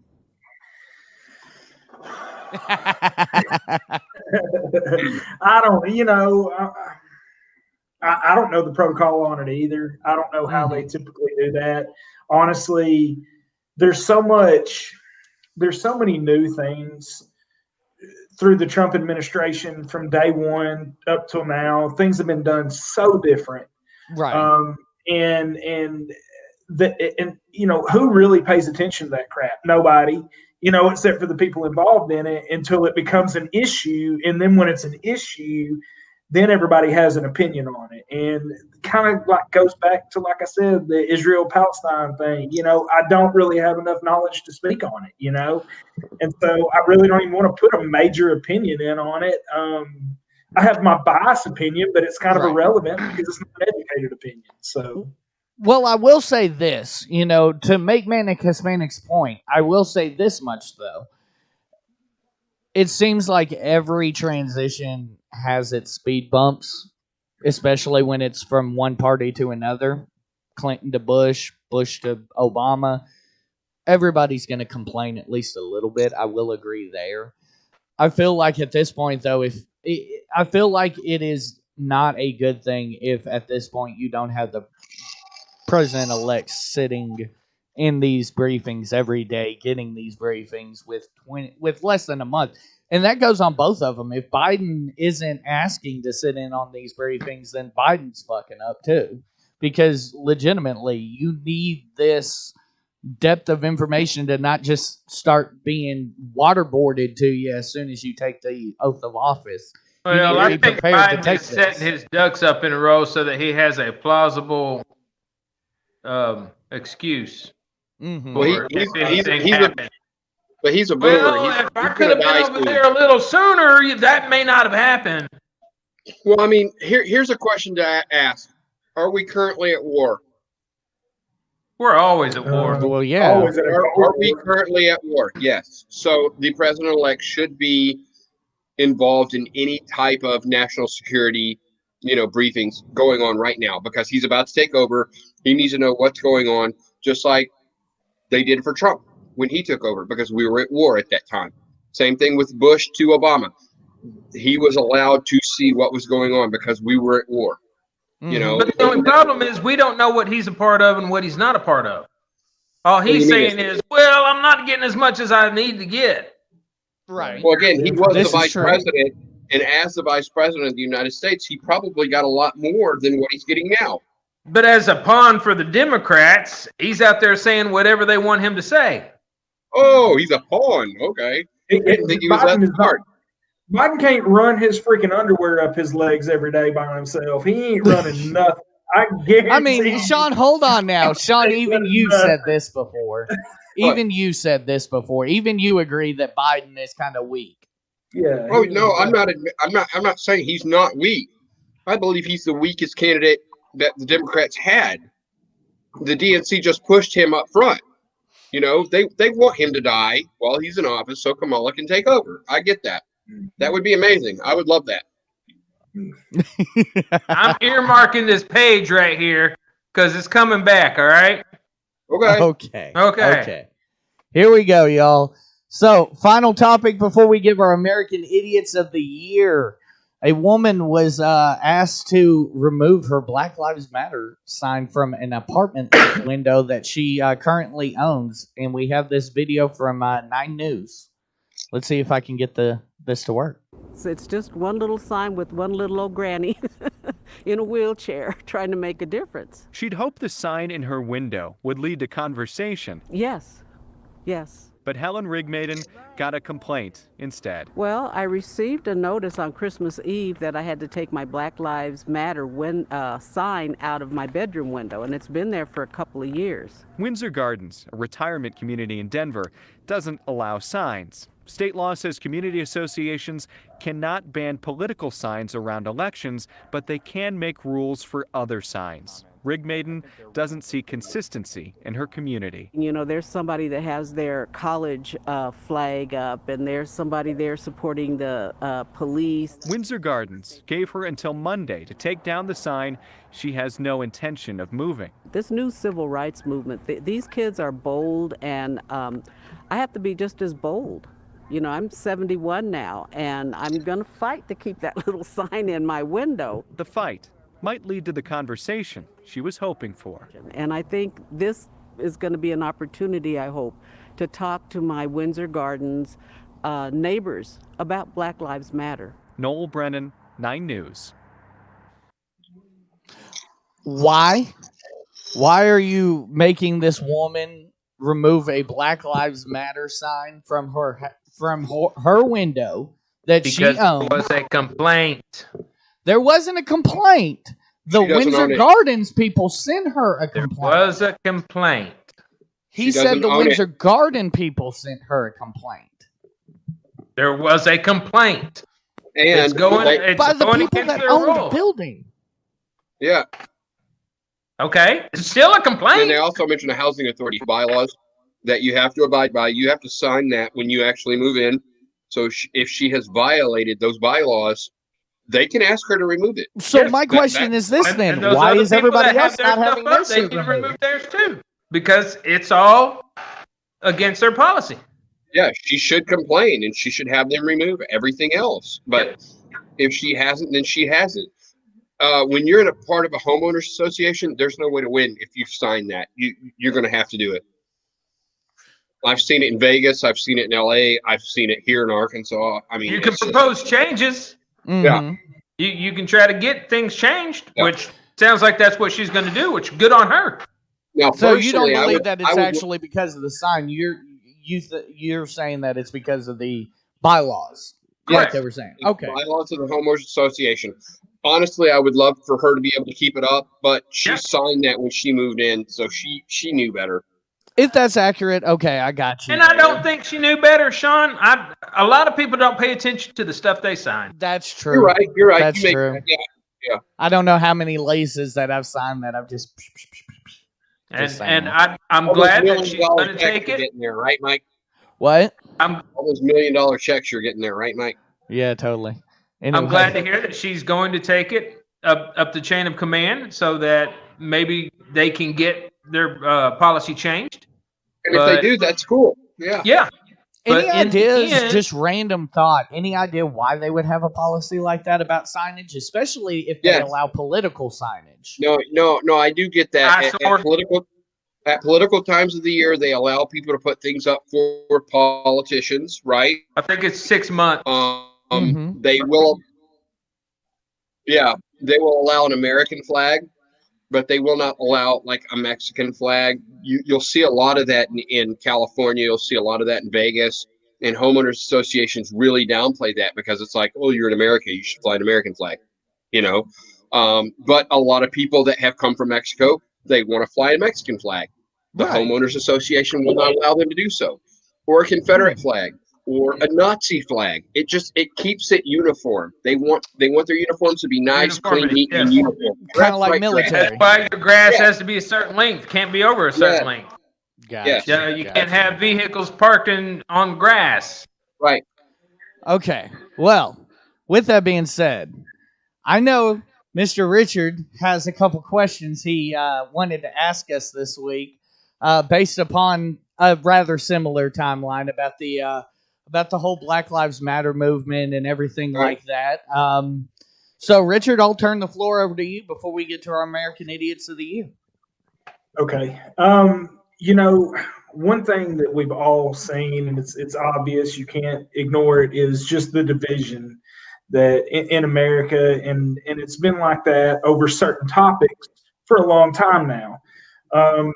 Basically the beginning of Black Lives Matter was when Michael Brown, was shot in St. Louis.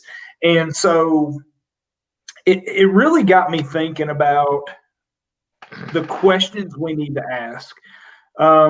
Taking my feelings about Black Lives Matter as an organization out of the equation, just looking at it and saying, I'm going to sit down and I'm going to have a discussion with somebody that supports Black Lives Matter. Mm-hmm. There's 3 questions. And the first one is, what is the problem? So let's look at like the George Floyd situation that happened. Mm-hmm. As soon as that came out, Black Lives Matter comes in, protest, everything else. It was considered a racist act. But if you ask what was the problem, it's do you have any proof it was an act of racism? No, none of us do. Now, you can say it was bad policing, but we can't assume that this guy was racist. He didn't have his knee on his throat screaming out the N-word or saying anything racist. He was just kept his knee on this guy's throat. Mm. So we can't say it was a racist act. And then the second question is, who is responsible for fixing the problem? And that's kind of my issue here. And that's where I know when you and I first had spoke about things, or, had messaged back and forth on things, you told me that one of the reasons that you switched from, being a Republican to a Democrat is because of, or not necessarily from a Republican to a Democrat, but voted for a Democrat this year was because of racial injustices. Mm-hmm. Well, but you're voting on a president for that, but honestly, look at how many channels there are between George Floyd and the president of the United States. That's like working in the warehouse at a major corporation, and you think you're going to just call up the president of the corporation to complain, and it's their responsibility to fix it. No, you've got lower management, middle management, upper management. You've got so many people in between that. So we have to look at actually whose responsibility it is to fix the problem. And then the third thing is how do we fix the problem? And that's the whole point of even bringing this up is just to make a point that The only way we're going to fix these problems is if we actually ask these 3 questions right here and have a real discussion on it and get to the bottom of the problem and actually discuss who's responsible for fixing it and how do they fix it. I absolutely agree with everything you said as far as, there being a problem, and you're right. The presidency, there's a chain of command. The thing that needs to start with, obviously, is the local chief of police. There you It needs go. to go into the city and even more so the state. The state Right. of Arkansas here, Asa Hutchinson, I've got to give him a pat on the back for actually commissioning a forum, I guess would be the word, panel maybe, that came to him with executionable items. Manny Hispani, you seem to disagree with me. Yes, it needs to start at the state, but I'm not going to give him a pat on the back. What they need to do is increase the education of police interaction. Well, absolutely. Bottom line. But I think that's what comes from It shouldn't be a 6-month course and boom, here's your badge, here's your gun, and here's your cuffs. Go take care of what you think is agree. happening. Not even 6 months. It's not in even 6 Arkansas. months. I think it's like 6 weeks. Yeah, honestly. it's 6 to 12 weeks. And That's the thing, though. The reason why I'm applauding him is he's saying, you know what? I don't know what the fuck I'm doing. Here's a panel. Give me what I can execute upon. Now it's up to him if he drops the ball on these items. But hopefully one of those items is, hey, we need you guys to actually do this police reform. We need you guys to actually put more money into educating these police officers. Right. We need you to, honestly, in my opinion, I'm probably about to get drugged for this, but we need to stop hiring combat veterans as police officers. That should automatically, in my opinion, disqualify you from police service. If you're, I don't think it should disqualify you, but you definitely need to go through some courses because military training is a whole lot different than policing. I agree. So when you go to other countries in Europe, I mean, these nations have existed for hundreds, sometimes thousands of years longer than we have. They've been dealing with police. They've been dealing with their citizenry for a lot longer than we have, the 244 years that America has existed. We're infants compared to these other countries, okay? Right. And these are the countries we came from. So there is systematic racism in America. We know this for a fact. There really is. I don't agree with that. There is systematic racism in this country. There always has been, and there probably always will be in this country. And that sucks. Okay? You're talking to 4 white guys here, okay? Yeah, Even the Hispanic I consider a white guy. Okay, 4 white guys here that have no clue what it means to wake up every Hispanic, day. are you tan? We don't. We have no idea what it means to be black, to get behind our That's car, true. be pulled over by a cop, and be fucking just scared to death. Am I going to die in this very moment? None of us know what that feels But that's like. because of that cop, not because of the system. You tell me what laws are here that are against black people. Are systematically murdered by police more than any other race in this country. They are. And if that is the case, that is because of racist policemen, not because of a system that has laws against black people. No, I'm not saying that it's laws. It's a systematic racism that all. But it's not the system; it's the individual. That's Manny's point. It's the individual. It's not the individual. It is systematic. The first question is, what is the problem? The problem is you're from skipping New over York it and to you're saying Hawaii. Huh. From New York to Hawaii, black people are systematically executed on the streets in this country. That's insane. How many unarmed black people were killed in America? And we need to defund the police. Hold on, Black Sheep. Hold on, Black Sheep. How Go many ahead. unarmed black people were killed in America last year? How many by the police? How many unarmed black people were killed? In 2019? I don't have a clue. Like 26. How are you arguing your point if you don't even have data? How many I interactions? don't have it because we were just talking about it. I would have to get it. Hey. How many interactions were there between police and black people in 2019? How many black people would characterize those as negative experiences, though?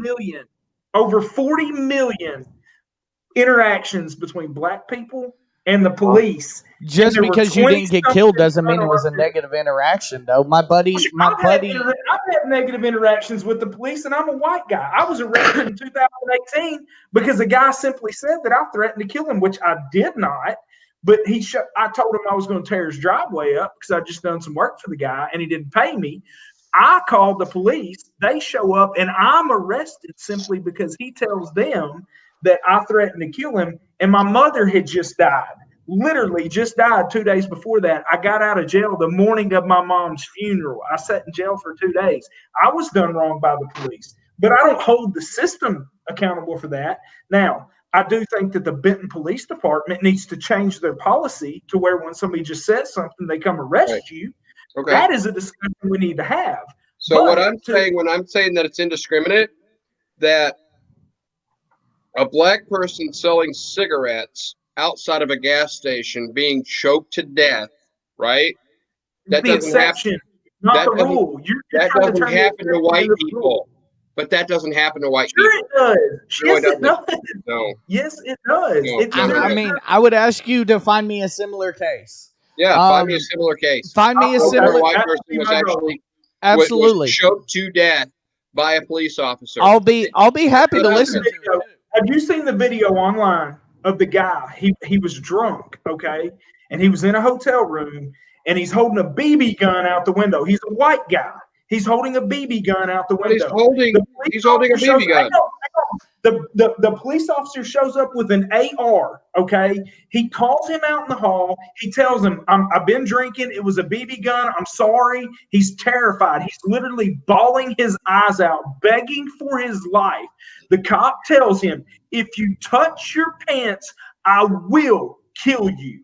The man, he made him crawl on his knees with his hands in the air. His pants start to fall off of him. He reaches down to pull his pants up, and that cop cold-blooded executed him and didn't spend a day in jail over it. And that cop should spend the rest of his life in jail over that. And that is an example of bad policing. I agree. And that was a white man. There's your example right there. But the guy had what the cop presumed as to be a weapon. Not at the time. When he came out of the room, not at the time. He was out in the hallway. Aaron says, around. Hold on. Aaron says, I'm starting to think that Sean hates whites and being white. No, I love white. I love white privilege. I love the fact that I've taken advantage of it all my life. I've been pulled over 1,000 times by the police and let go. It's really cool. I really fucking love that. It doesn't bother me in the least bit. I hate the fact that cops can execute people on the streets, and the majority of those people executed are fucking black. I fucking hate that. But they don't do it. It's statistically speaking, it never happens. Statistically speaking, I've seen there's also a case where a white man and his white girlfriend were in an apartment playing a video game, and the police show up because of a noise complaint and wound up shooting the man dead on his front porch. I don't remember his name, what about but Bianca Taylor? Here's an EMT worker. Breonna Taylor. Yeah. The fucking police come into her home and kill her, murder her. Cops aren't getting in trouble. There's nothing that's going to happen. The dude shot murder. I'm not saying it was right. That is a tough situation, and that is if that was a white man's home, he wouldn't even be in trouble. In that speculation. There you go. I mean, you can throw out this speculation. A white man in this country that can't pull a fucking gun in his own house and kill a fucking cop, ain't nothing going to happen to that motherfucker. So my point, of them die. That's crazy. Going back to my point, there are no laws that are set up to be against other races. Amen. You have people that have a badge and a gun who decides who lives and who dies. Chris was highly pushed for that very reason for race. What? All the Jim Crow laws. Yeah, all the Jim Crow laws that created racism in the South. Yeah, but the Jim Crow laws have been but those are gone, Sean. I will say those are gone. Jim Crow's gone. Most of those are gone. Yes, most of those are gone. But which ones remain? We still have sundown towns here in Arkansas and in Missouri. Right outside of Fort Leonard Wood, Missouri, there were signs that said, if you're black, you better be out of town by sundown. But that's not a law. That's not a law. That's not a law. That is a billboard. That's an actual city ordinance. That's the ordinance. That is a law on the books. To be fair, provide me with the ordinance on that one, Sean. Back in the town right outside of Fort Leonard Wood. Yeah. You'll have to provide me with the ordinance on that one, honestly. Okay. I'd like to see that. I would like to see that because I will drive those people too. That's a federal offense. That is violating federal law. The Civil Rights Act of 1964 took care of all that. And if you violate that Civil Rights Act and you are a government agency, and that's local, you've even heard of, you are violating a federal law, you will go to prison. You've even heard of all that shit happening up in Harrison, Arkansas. No feds show up. Nobody arrests anybody. Nobody tells anybody. You're violating federal law. That's not freedom of speech. Right. It is freedom of speech. It is if the KKK can come out and say whatever they want. That is freedom of speech.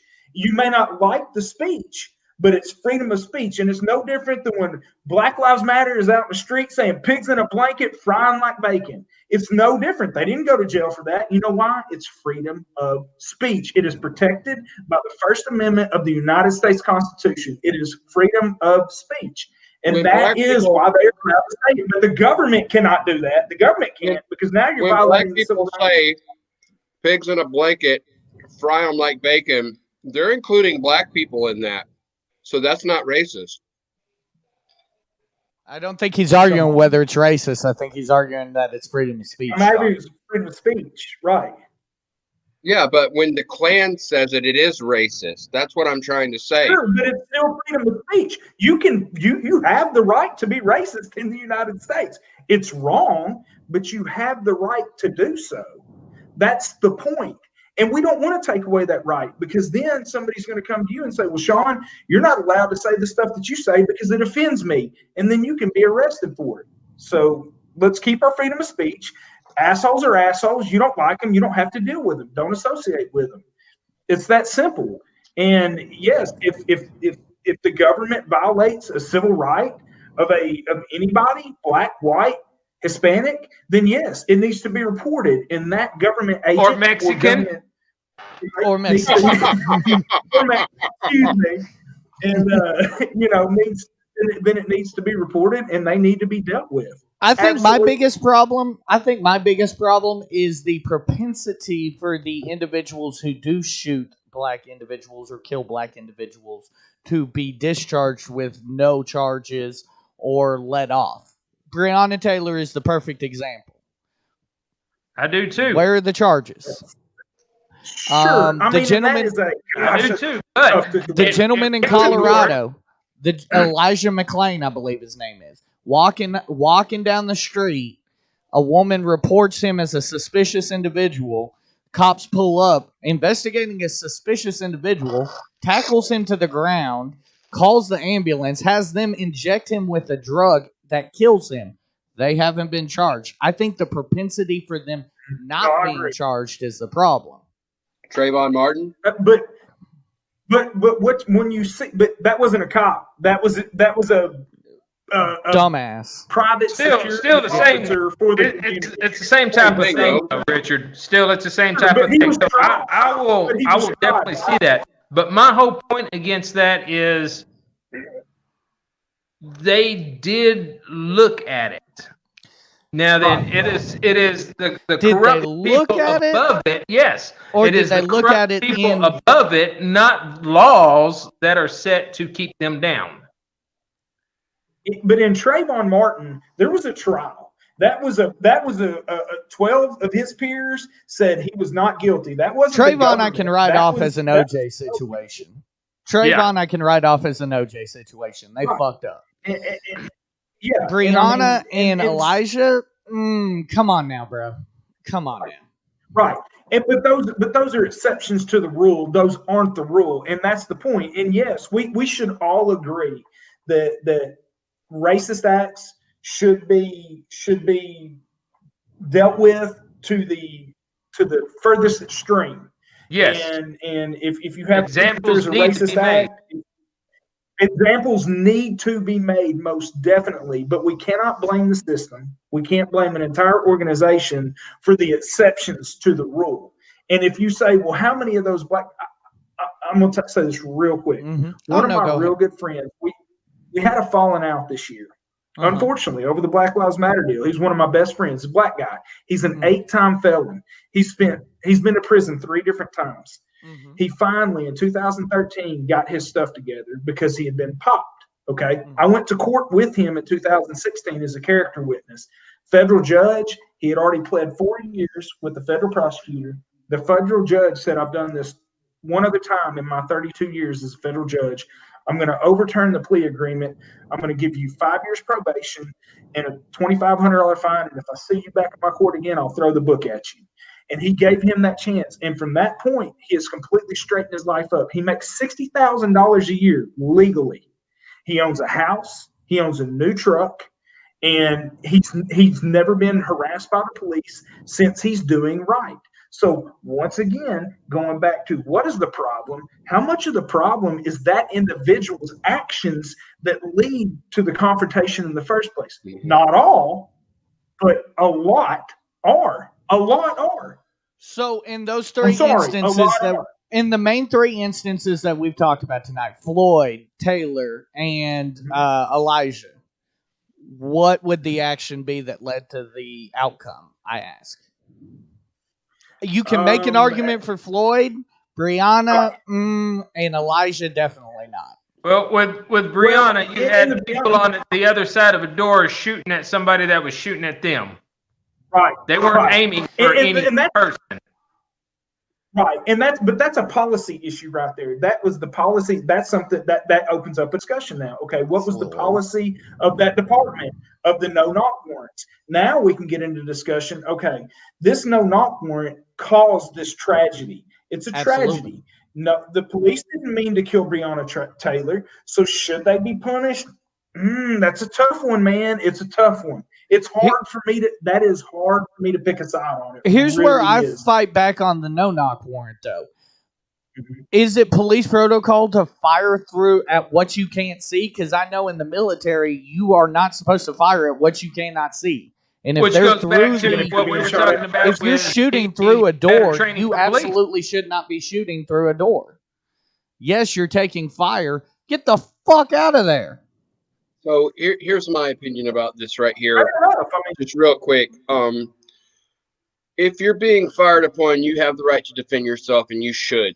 Okay? I have no issue with that. If a police officer is fired upon, he should be able to defend himself.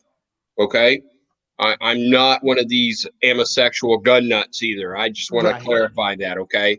But the police do not have the goddamn right to execute people on the streets, okay? We have a due process. Which I think we'll all agree on. People deserve their day in court. And too many times in America, especially the last 20 years with a fucking 24-hour news cycle that we have, black people have been systematically executed on the streets. And until that stops, or our media quits portraying it that way, okay? I'll even throw that out here. So the media quits portraying it that way. You just need to fucking stop killing people. You know, it's just simple. Don't fucking kill someone. The problem is the media portrays it that way. That's the problem. In the military. There's a rule of engagement in the military. You don't fire upon unless you've been fired upon. That's the fucking rule. And you know what? Some people are going to fucking die. If you're a goddamn cop and you're too afraid to face that, quit the goddamn job. I would agree with that too. Go work your 100-pound female. And I'll go against you, Richard. I'll go against you on saying the media is the problem. I go back to untrained police. Yeah. I think that's the main problem here is untrained. If the police had better training, a lot of those situations wouldn't have ended the way they did. Therefore, the media wouldn't have had anything that they could have put up. Absolutely. Sure. No doubt. But there's always going to be evil in the world. There's always going to be corruption. You'll never get rid of all of it. And my problem is, I think you have to start with the boomers. Sean, you're retarded. Anyway. Sean, you're retarded. Anyway, with that being said, y'all, we'll go ahead and move on to our final topic. Our 2020 American Idiot of the Year. I'll start off here. My 2020 American Idiot of the Year is the entirety of the U.S. Congress. Manny Hispani? Mine's easy. Here's that earmark. Oh, well, Sean didn't want to hear this, apparently. Sean Here's don't want my to hear the earmark brown I'll man's get idiot. back to. Joseph Biden is my American Idiot of the Year. Did you hear Joe this Biden? guy Okay. actually said that if he and Kamala disagree, he'll just come down with an illness and resign. So we're going to put that with all the other stupid crap that he has said, and he's going to be my American Idiot of the Year. Okay, Richard, who's your 2020 American Idiot of the Year? I mean, would I be a sellout if I just said that I agree with Manny on this one? Like, he nailed it right there.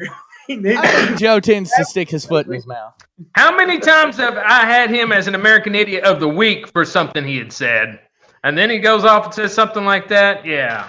This is true. This is true. By the way, Sean, I guess one of our viewers, you are their pick for their 2020 American Idiot of the Year. So there you go. You got one vote, boss. Thank you very much. Thank you. Thank you. I appreciate that. I appreciate that very much. Okay, Black Sheep. My American Idiot of the Week is... Of the year, Sean. The whole year. Of the year. Of the whole year. Can you guess? Can you guess who he is?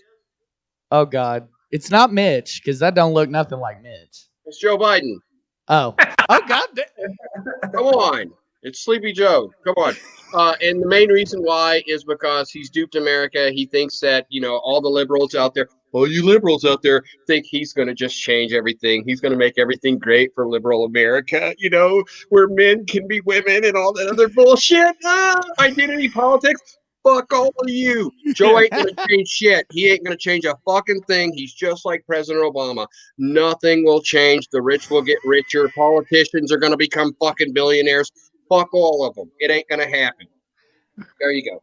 Okay, we y'all. agree on something. Well, hey, 3 out of 4 have Joe Mike, Biden. he's the American oddball. Idiot of the Year. And Time Magazine just named him the Person of the Year. So what the fuck's wrong with Time Magazine? Yeah, Fucking media. Okay, y'all. Well, I do appreciate everybody that watched and everybody that commented. We have a couple comments about our old RV story here. Christian, a little bit late, but we'll check these out after the show. We'll check these comments out. But I guess if we don't have anything else for Richard the Spartan, Manic Hispanic, and Black Sheep, I'm Money Mike, and we will see you next week or next year. And don't forget, buy Honeybee ointment, I guess. Be sure to put it on your balls. Be sure to